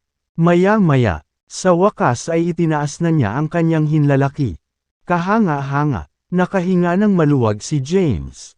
Nang makita niya ang mga taong ito, nagising ang kanyang mga alaala. Alam niyang 30,000 taon na siya sa Tribulation World. Ngunit hindi ganoon katagal sa labas ng mundo. Ngumiti si James at nagtanong, "Ilang oras na ba ang ginugol ko sa paghihirap sa pagkakataong ito?" Tumingin si Walgones kay James na may kakaibang tingin at sinabing, "Mula nang pumasok ka sa Tribulation World, kalahating buwan na ang lumipas. Iyan ay maswerte." Nakahinga ng maluwag si James. Kabanata 2634. Hindi gaanong oras ang lumipas. Kaya't nakahinga si James. Siya ay tunay na nag-aalala na habang siya ay gumugol ng 30,000 taon sa Tribulation World. 30,000 taon na rin ang lumipas sa labas ng mundo. Ang 30,000 taon ay isang napakahabang panahon para sa kanya. Hindi niya akalain na isang araw ay lalaban siya ng walang tigil sa loob ng 30,000 taon. Si James ay kasalukuyang mukhang demonyo sa lahat. Masyadong makapangyarihan ang pamatay na hangarin na nagmumula sa kanyang katawan. Kahit na pinigilan niya ang kanyang aura, nabuo ang hangarin na pumatay sa pamamagitan ng pakikipaglaban sa loob ng ilang 10,000 taon. James, bakit kakaiba ang aura mo? Tinitigan ni Walgana si James. Maging siya ay nabigla nang maramdaman niya ang nakakatakot na patayin sa loob ng katawan ni James. Talaga, sinuri ni James ang sarili. Gayunpaman, hindi niya makita ang anumang kakaibang aura sa kanyang sarili. Si Winnie, na nasa malapit, ay tumingin kay James at sinabing, "It's murderous intent." Para kang isang mabangis na hayop mula pa noong unang panahon, na walang katapusang hangarin na pumatay. Matapos marinig iyon, nahuli si James. Siya ay nakikipaglaban ng ngipin at kuko sa Tribulation World sa loob ng 10,000 taon. Kaya hindi nakakagulat na siya ay may intensyong pumatay sa kanyang katawan. Gayunpaman, ang nakamamatay na hangarin na ito ay wala sa ilalim ng kanyang kontrol. Ito ay dahil sa katunayan na ang aura na ito ay nabuo sa gitna ng pagpatay. Sa panahon ng labanan, hindi ko rin alam. Hindi na masyadong nagsalita si James at iniba ang usapan. Sige, let's go. Bumalik muna tayo sa Macchia City. Saka lang umalis ang grupo. Sa kabilang banda, ang kanilang sage mula sa kaharian ng Corinth ay nababalisa. Sa kasalukuyan, sa labas ng Yoruba Valley, ang Corinthian army ay nagtipon. Ang lakas ng hukbong ito ay umabot sa 105 milyong tao. Lahat sila ay makapangyarihang individual. Ang mga taong nangunguna ay ilang dosenang mga sage ni Corinth. Ang pinakamakapangyarihan sa kanila ay umabant na sa ika-5 yugto ng sage rank. Ang taong dumaan sa kapigatian ay maliwanag na mula sa Sangria. Hindi dapat ganoon. May sumpa si Sangria. Ang mga lalaki ay hindi maaaring manatili sa Sangria. Ngunit ngayon ay may isang lalaki na nananatili sa Sangria ng higit sa 1 buwan. Anong nangyayari? Ang mga powerhouse ng Corinth ay mukhang naguguluhan. Ang heavenly tribulation ng taong ito ay masyadong nakakatakot. Ngayong may napakalakas na individual si Sangria. Medyo mahirap na sakupin si Sangria. Atake na ba tayo ngayon o atras na tayo? Marami sa mga powerhouse ni Corinth ang nanlamig. Ang pinuno ng hukbo, ang Corinth's chancellor ay nagsimulang magmuni-muni. After quite a while, sabi niya, "Uy, hold muna yung action namin. Hintayin mo akong mag-ulat sa kanyang kamahalan." Ang kanyang kamahalan ang magpapasya. Hindi nang ahas si Corinth na kumilos ng padalos-dalos sa harapan ni James. Bumalik si James sa Macchia City. Sa kanyang pagbabalik, nagpatawag siya ng emergency meeting. Ang pulong ay dinaluhan ng ilan sa mga general ng Macchia City. Sa kasalukuyan, ang Corinthian army ay nagtipon sa labas ng Yoruba Valley, kung ang kanyang kamahalan ay hindi dumanas ng kapigatian, na nagpatakot sa kanila na pumasok. Sinalakay na sana ng Corinthian army ang lungsod ng Macchia. Kamahalan, ano ang dapat nating gawin ngayon? Maraming tao ang nakatingin kay James. Bahagyang iwinagayway ni James ang kanyang kamay at sinabing, "Walang dapat ipag-alala. Ngayon, bantayan na lang ang bawat kilo ng Corinthian army. Medyo napagod ako sa pagdaan sa heavenly tribulation. Magpapahinga muna ako." Pagkatapos magsalita ni James, tumayo siya at lumabas ng main hall. Pumasok siya sa loob ng City Lord's Mansion at pumunta sa kanyang silid. Agad niyang nakipag-ugnayan kay Sophie, na nasa Celestial Abode. MS. Sophie. Kabanata 2635. Natutuwa akong marinig mula sa iyo, Brat. Ang boses ni Sophie ay nanggaling sa loob ng Celestial Abode. 30,000 years na ang nakalipas. At sa wakas ay nagpakita ka na. Akala ko pa nga ay pinatay ka ng heavenly tribulation. 30,000 taon. Bamulong si James. Pagkatapos ay nagtanong, "Gumugol ako ng 30,000 taon sa tribulation world. Hindi kaya't gumugol ka rin ng 30,000 taon sa Celestial Abode?" "Tama," sabi ni Sophie. Palagi mong kasama ang celestial abode. Kahit na ang koneksyon sa pagitan mo at ng celestial abode ay naputol ng isang uri ng misteryosong puwersa. Ang celestial abode ay talagang nasa tribulation world. Ang dami ng oras na ginugol mo doon ay katumbas ng tagal ng oras na ginugol ng mga tao sa celestial abode doon. Kaya ganyan, naliwanagan si James. Pagkatapos ay biglang may nangyari sa kanya. At nagtanong siya, kumusta ang hukbo ng 400,000 lalaki sa celestial abode? 30,000 taon na ang lumipas. Nadagdagan ba ng husto ang kanilang lakas? Ang boses ni Sophie ay nanggaling sa celestial abode. Sinabi niya, sa hukbo ng 400,000 lalaki. Hindi lahat ng tao ay tumaas. Dahil ang espiritual na ugat ay mahalaga sa paglilinaw. Ang mga taong kulang nito ay hindi maaaring maging sage. Ang karamihan sa 400,000 tauhan ng hukbo ay naging sage na. Ang mga may malaking lakas ay umaban pa sa ika-7 o ika-8 yugto ng sage rank. At ang mga may mahinang lakas ay umabot lamang sa ika-3 yugto ng tribulation rank. Maaaring hindi na bumuti ang kanilang lakas. Ngunit hindi ito tiyak. Kung gagamitin natin ang bunga ng body, maaari nating gamitin ang puwersahang dagdagan ang kanilang lakas. At gayon din sa kanila na makapasok sa sage rank sa mga puwersa. Matapos marinig ang kanyang mga salita, tanong ni James, marami na ba ang nakapasok sa sage rank? Ma'am, sabi ni Sophie, 300,000 tao ang nakapasok sa sage rank. Mayroon ding humigit kumulang 10,000 tao na umabot sa ika-7 o ika-8 yugto ng sage rank. Pagkatapos niyang marinig ang tungkol dito, tuluyan na siyang gumaan. Sa hukbong ito ng 400,000 lalaki, kakayanin niyang harapin ang anumang sakuna kapag bumalik siya sa Earth muli. By the way, ano ba talaga ang pinagdaanan mo? Tanong ni Sophie. Inilarawan ni James ang lahat ng nangyari sa kanya pagkatapos niyang pumasok sa tribulation world. Matapos pakinggan ang pagkukwento ni James, nakangiting sinabi ni Sophie, para sa iyo, nagsilbing learning experience ito. Dumaan ka sa pagsubok na ito at naglatag ng matibay na pundasyon para sa iyong landas sa paglilinaw. Mayroon kang magandang kinabukasan sa hinaharap. Tuwang-tuwa si Sophie. Si James ay nakipaglaban sa loob ng 30,000 taon at nahawakan ang elemental inversion formation sa panahon ng labanan. Natutunan niya ang maraming magagandang diskarte sa espada at isinama ang mga ito sa First Sword Realm.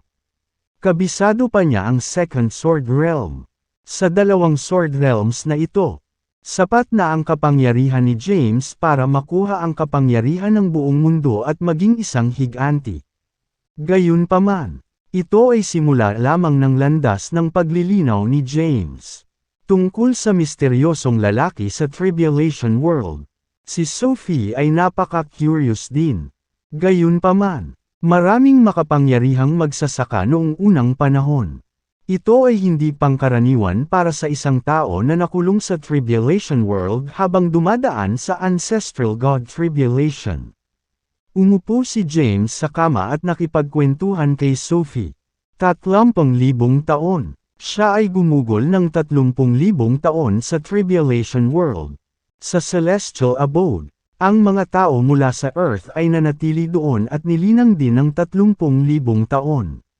Labag sa langit ang paglilinaw.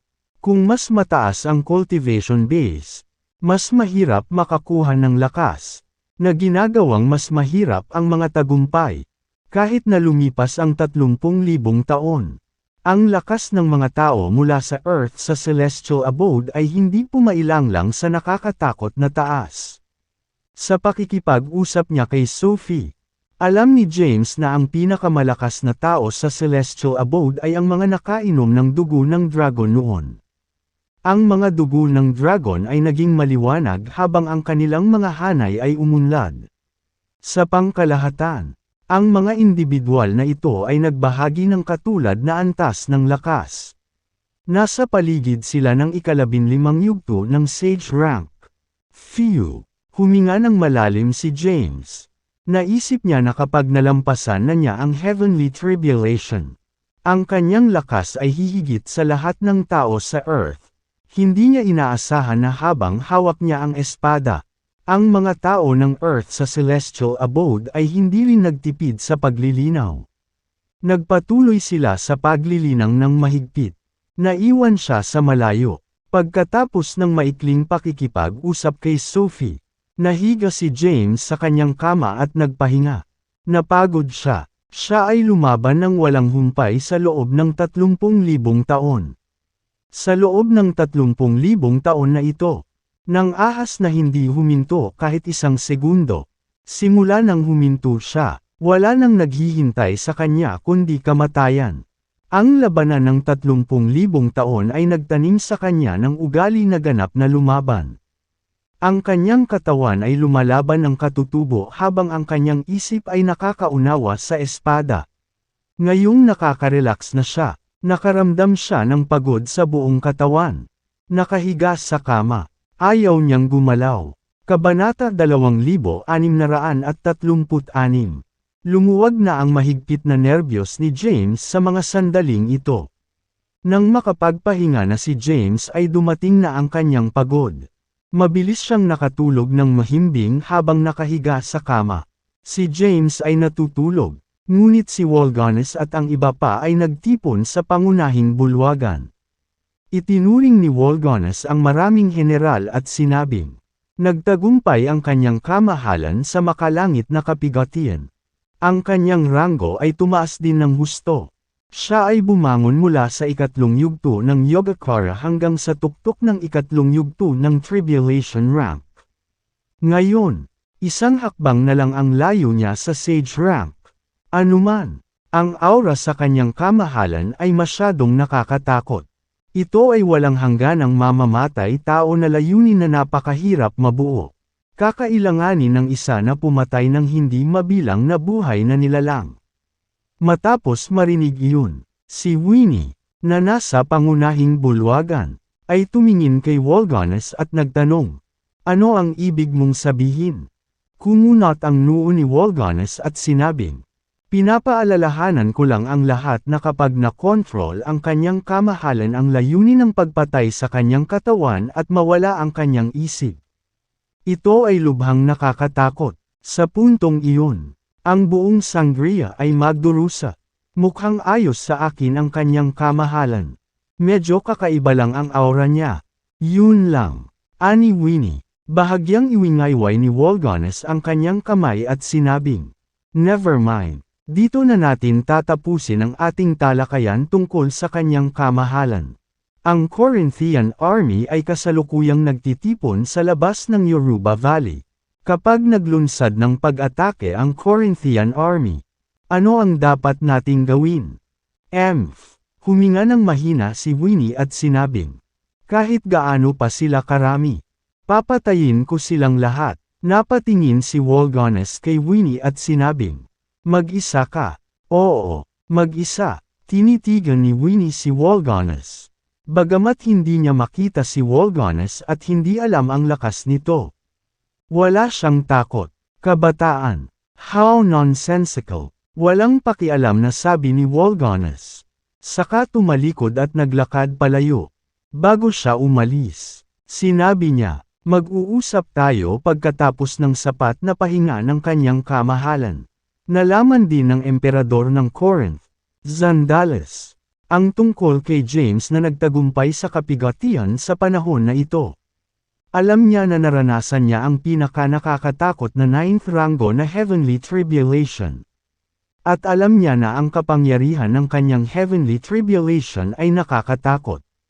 Ang isang nag-iisang tao na dumaan lamang sa kapigatian ay mayroon kayong lahat sa ganoong takot.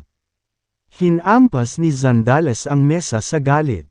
Tapos, nag-utos siya, ipasa ang order, aatake ang buong puwersa. Dapat nating sakupin ang sangria sa isang iglap.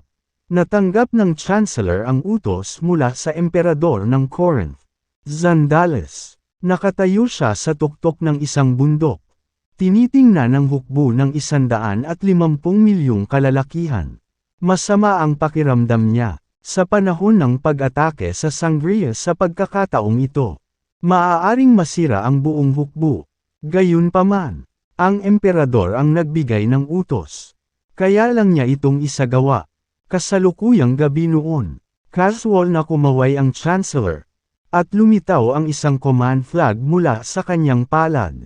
Ang command flag na ito ay naka-hover sa mid-air, na nagmumula sa gininto ang liwanag. Sa likod niya, nakita ng 150 milyong sundalo ang command flag na ito. Magtipon. Ito ang command flag para umatake. Agad na nagtipon ang hukbo ng 150 milyong kalalakihan. Pagkatapos nito, habang tinatawagan ng command flag, sila ay nagmarcha pasulong. Dumaan sila sa Yoruba Valley. Pumasok sa Sangria. Tumawid sa rehiyon na winasak ng Heavenly Tribulation. At dumiretso sa Makia City. Hindi pa madaling araw, pero maririnig na ang tunog ng mga sirena sa buong Makia City. Habang malakas ang ingay ng mga sirena, naka-standby ang buong hukbo. Nasa panaginip si James, na naginip siya na nakabalik na siya sa Earth at nakilala si Thea. Pinangarap niya ang tungkol sa kapayapaan sa Earth at namuhay sa pag-iisa kasama si Thea.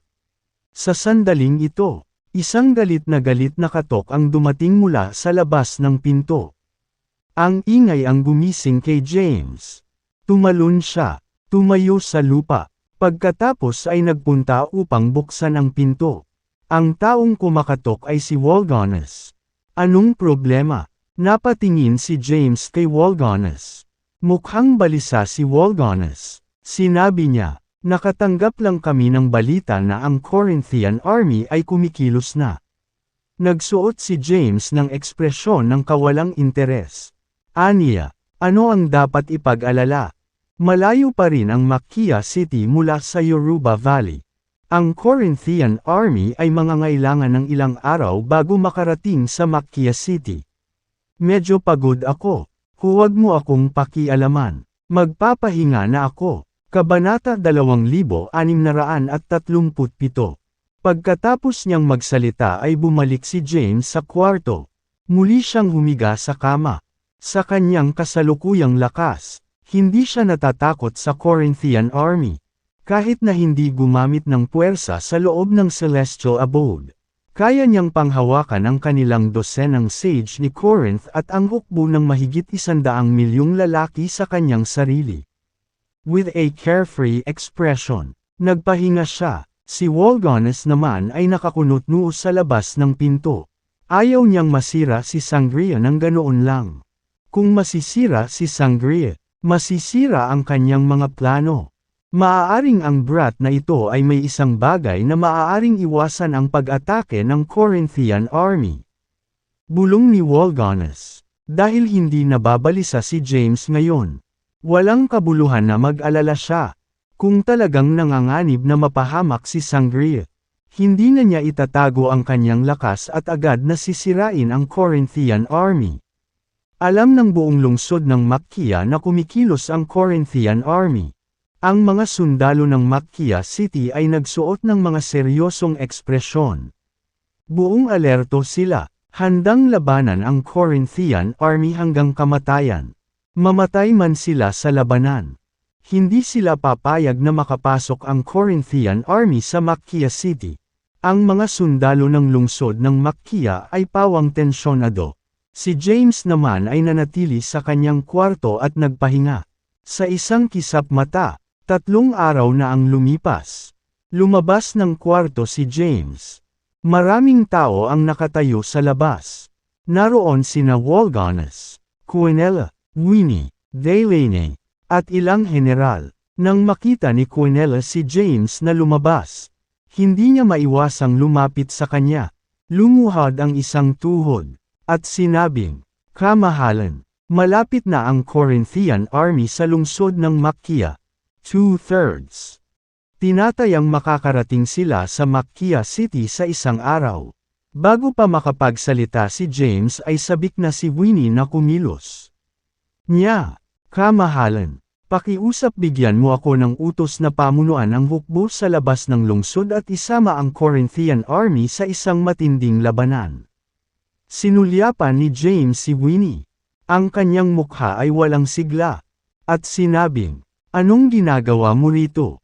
Pagkatapos sabihin iyon, tumingin siya sa mga taong naruroon at sinabi sa kanila, "Manatili kayong lahat sa Macchia City.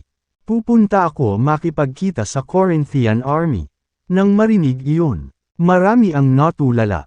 Tinitigan ni Walganes si James at nagtanong, "Kamahalan, ang sinasabi mo ay, gusto mong labanan ang ilang dosenang mga sage at ang hukbo ng 150 milyong lalaki ng mag-isa. Anong problema? Hindi ba pwede?" Tanong ni James bilang sagot.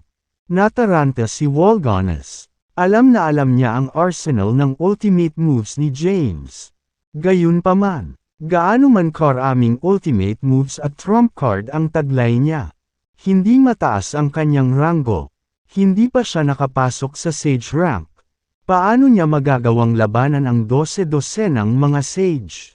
Paano niya magagawang labanan ang hukbo ng 150 milyong kalalakihan?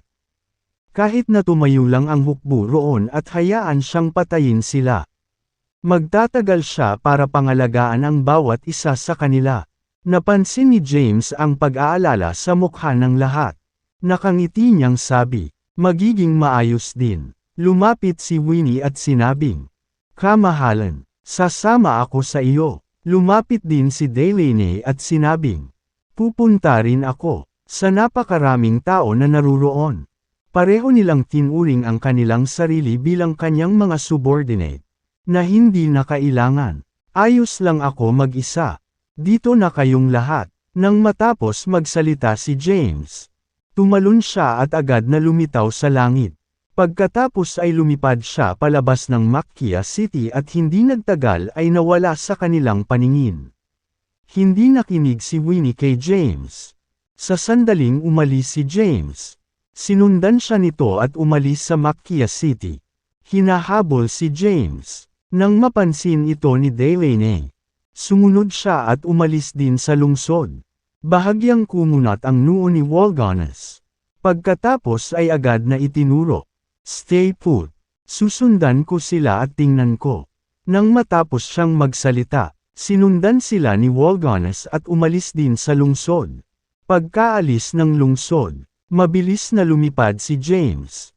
Matapos ang halos kalahating araw na paglipad, nakita niya ang isang hukbo sa unahan niya. Ang hukbo ay umuusad na parang tubig, na humahampas ng mga ulap ng buhangin sa hangin. Kabanata 2638. Nakita ni James ang Corinthian army. Maraming tao sa kanyang larangan ng pangitain. Sila ay malapit na nakaimpake. Gumugulong na parang tidal wave. Sa likod ng hukbo ay ilang lumilipad na mga barkong pandigma. Ang bawat lumilipad na barkong pandigma ay napakalaking, na maaaring magdulot ng hindi bababa sa milyon-milyong tao. Nakatayo siya sa hangin. Nakatalikod ang mga kamay. Kalmado ang mukha. Sa sandaling ito, ang kanilang sage ay nagtipon sa isang lumilipad na barkong pandigma ng Corinthian army sa gitna. Ang pinuno ay ang Chancellor ni Corinth. Ang Chancellor ni Corinth ay pinangalanan ni Ephios Jule. Dati siyang disipulo ng Corinth sect at bihasa sa sining ng panghuhula. Huminto ang lumilipad na barkong pandigma. "Anong nangyayari?" tanong ni Chancellor Ephios. Mag-ulat. Lumapit ang isang sundalo. Lumuhod ang isang tuhod sa lupa. At nagsabi, "Chancellor, may humahadlang sa daanan sa unahan." Ilang tao. Ay isang. Galit na galit si Chancellor Ephios. He snapped. "Sagasaan mo na lang sila. Hindi namin maaaring payagan ang isang tao na maging sanhi ng pagkaantala sa aming paglalakbay." Chancellor, medyo malakas ang aura niya. Tumayo si Chancellor at sinabing, "Ferrell, go check it out." Tumayo siya at dirdiretsong lumipad. Maraming sage ang nakasunod sa kanya.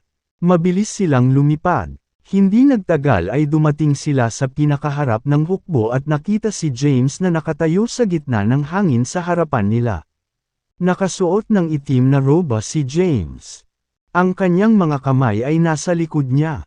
At siya ay may katahimikan sa kanyang mukha. Hindi alintana. Ang gayong tao ay nagpapalabas ng nakakatakot na aura. Ang aura na ito ay mamamatay tao. Natuklasan ng hukbo sa unahan ang nakamamatay na hangarin na ito at hindi ng ahas na sumulong ng mad-alien. Nakakatakot ang aura. Naramdaman ng Chancellor ang pamatay na hangarin na nagmumula sa loob ng katawan ni James. Bahagyang kumunat ang noo niya. Kaagad pagkatapos, lumapit siya sa kanya, tumayo sa himpapawid, at tumingin sa kanya. Binati niya ito at sinabing, "Sino po kayo? Bakit mo hinaharangan ang landas ng Corinthian army?" Bahagyang ngumiti si James at sinabi, "Sa kabila ng pagiging isa sa pinakamakapangyarihang bansa sa mundong ito, hindi mo ba alam na ang Emperor ng Sangria ay napalitan na? Posible bang hindi mo alam na ang Emperador ng Sangria ay kasalukuyang lalaki?" Talagang alam ni Corinth ang impormasyong ito. Matapos marinig ang mga salitang ito, hinubad ni Chancellor Ephios ang pagkakakilanlan ni James. Siya ang kasalukuyang emperador ng Sangria.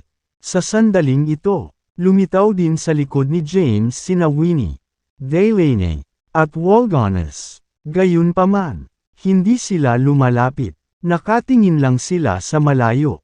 Lahat sila ay gustong makita kung paano hahaharapin ni James ang hukbong ito ng 150 milyong kalalakihan.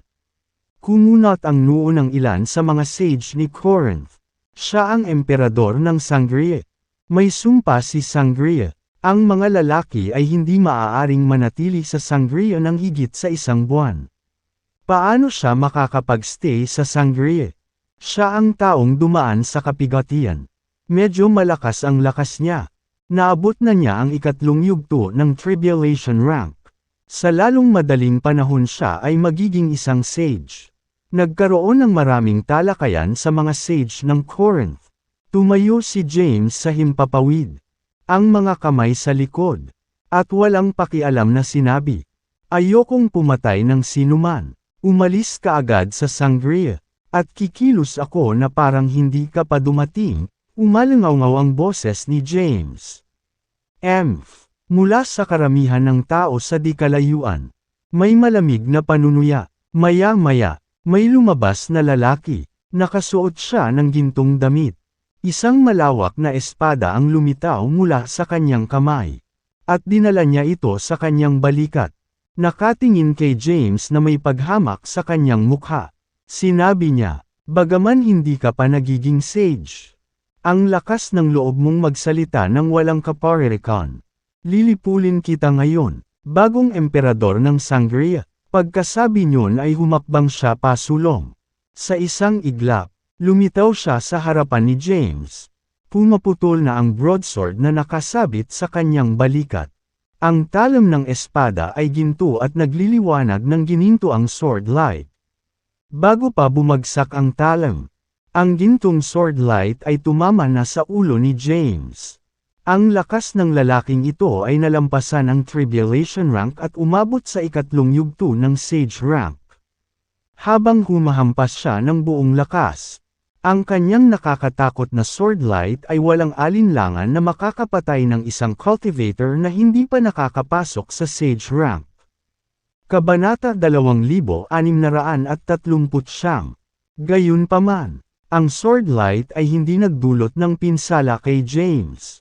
Kaagad pagkatapos, ang gintong malawak na espada ay tumama sa ulo ni James. Hindi gumalaw ng kalamnan si James. Ang kanyang kalaban naman ay nataranta at pinalipad ng nakakatakot na puwersa. Si James ay nakipaglaban ng husto sa Tribulation World sa loob ng 30,000 taon. Sa buong 30,000 taon na ito, palagi siyang inaatake ng kidlat. Ang kanyang pisikal na lakas ay lumago sa punto kung saan ito ay nakakatakot kahit sa kanyang sarili. Sa likod ni na James, Winnie, Delaney, At Walganes ay bumuka lahat sa gulat.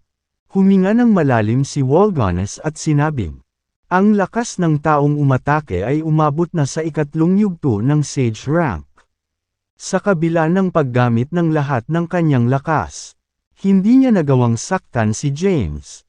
Ano nga ba ang pinagdaanan ni James sa Tribulation World?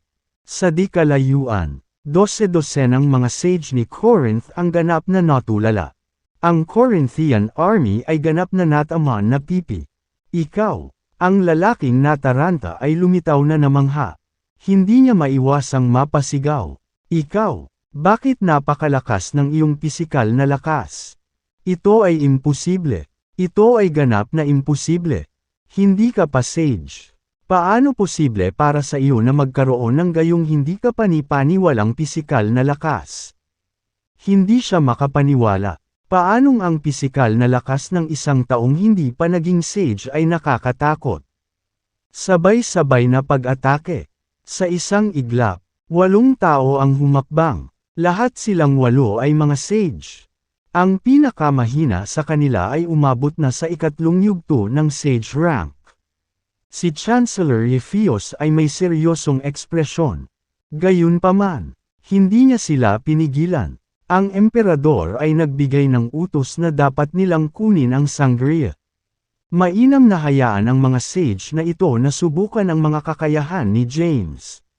Sa pagtingin sa 8 sage na ito, unti-unting naging malamig at humiwalay ang ekspresyon ni James. Malamig niyang sabi, ayokong pumatay ng tao, pero, kung may death wish ka, hindi mo ako masisisi. Patayin siya. Atake. I-break ang brat na ito. Interesado akong malaman kung gaano kahanga-hanga ang brat na ito. Agad na inilunsad ng 8 sage ang kanilang pag-atake. Whoosh! Sa kamay ni James, lumitaw ang isang sinag ng sword light, na sinundan ng isang makinang na longsword. Ito ay ang Primordial Dragon Blade. Ang Primordial Dragon Blade ay minsang nasira. Gayunpaman, matagal nang itinayo ni Sophie ang Primordial Dragon Blade para sa kanya. Habang hawak niya ang Primordial Dragon Blade sa kanyang kamay, kumikislap ang katawan ni James. Isang flash ng sword light lang ang nakita ng lahat. Bago na pagtanto ng lahat kung ano ang nangyayari, ang mga katawan ng 8 sage na naniningil kay James ay pinutol sa kalahati at nahulog mula sa langit. Sa kalaunan ay lumapag sa lupa. Ano? Si Walganes ay ganap na nabigla. Isa rin siyang eskrimador, kahit na ang kanyang pagiging espada ay hindi walang kapantay sa mundo. Naisip niya na ito ay hindi bababa sa Katanji Tangi. Gayunpaman, pagkatapos niyang makita si James na hinampas ng kanyang espada, siya ay natigilan. Ito, ano itong sword technique? Bulalas ni Walganes. Sa malayo, ang Chancellor ni Corinth, si Ephios, at ang iba pang mga sage ay ganap na naguguluhan. Sa 8 sage, ang pinakamahina ay nasa ikatlong yugto ng sage rank. Lahat sila ay sabay-sabay na umatake. Ngunit lahat sila ay talagang napatay sa isang iglap sa isang galaw. Ang mas mahalaga ay hindi nila makita ng malinaw kung paano hamampas si James ng kanyang espada. Bumalik si James sa kanyang unang pwesto at iniligpit ang Primordial Dragon Blade. Sa likod ng kanyang mga kamay at kalmadong ekspresyon sa kanyang mukha, tumingin siya sa unahan sa Chancellor ni Corinth, at walang pakialam na sinabi, kung ayaw mong mapahamak dito ang iyong hukbo ng 105 milyong tao, kunin mo ang iyong hukbo, at umalis. Sangria. Ang kanyang boses ay umalangaw sa abot tanaw. Ang mga sage ng Corinth ay nakaramdam ng takot na bumangon mula sa kaibuturan ng kanilang mga kaluluwa. Kabanata 2640. Masyadong makapangyarihan si James. Siya ay napakalakas na ang takot ay bumangon sa mga puso ng natitirang mga sage ng Corinth. Nilipol niya ang 8 powerhouse mula sa 3 hanggang 5 yugto ng sage rank sa isang galaw. Ano ba yun? Ang isang individual na may ganoong nakakatakot na kapangyarihan sa pakikipaglaban ay hindi pa umiiral noon.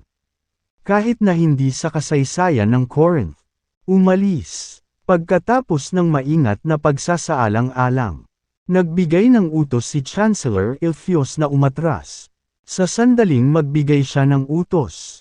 Nagsimulang umatras ang hukbo ng 150 milyong kalalakihan. Hindi nagtagal. Nawala sila sa paningin ni James at ng iba pa. Nang makita ni James na malayo na ang narating ng hukbo. Sa wakas ay gumaan ang pakiramdam niya. Lumingon siya at napansin ang kanilang natulala na mga tao. Lumakad siya papunta sa himpapawid. May masamang tingin sa kanyang mukha. At sinabing, "Hindi ba sinabi ko sa iyo na manatili sa Macchia City? Bakit mo ako sinundan dito?" Si Winnie ang unang nagsalita. Sinabi niya, "Kamahalan, nag-aalala lang kami sa iyo." Tumango si Delane. Matinding titig si Walganes kay James. Hindi niya maiwasang magtanong, "James, nakakatakot ang iyong sword technique. Ano ba talaga ang sword technique na nililinang mo?" Wala lang. Hindi nagtagal si James sa paksa. Iniba niya ang usapan at sinabing, "Sige, balik na tayo." Nauna siyang tumalikod at umalis. Kasunod ang iba. Hindi nagtagal. Nakabalik na sila sa Macchia City. Sa pangunahing bulwagan ng City Lord's Mansion ng Macchia City. Sinabi ni Walganes, bagaman umatras ang Corinthian army sa pagkakataong ito. Patuloy na sinasalakay ni Corinth ang ating bansa. Naniniwala akong hindi sila basta-basta susuko. Kasunod ng pag-atres ng hukbo sa pagkakataong ito. Tiyak na ipapadala nila ang mga tunay na powerhouse ng bansa sa susunod na pagpapakita nila. Ma'am, tama iyan. Masyadong makapangyarihan ang Corinth. Mayroon itong Corinth sect. At mayroong hindi mabilang na mga sage sa Corinth sect.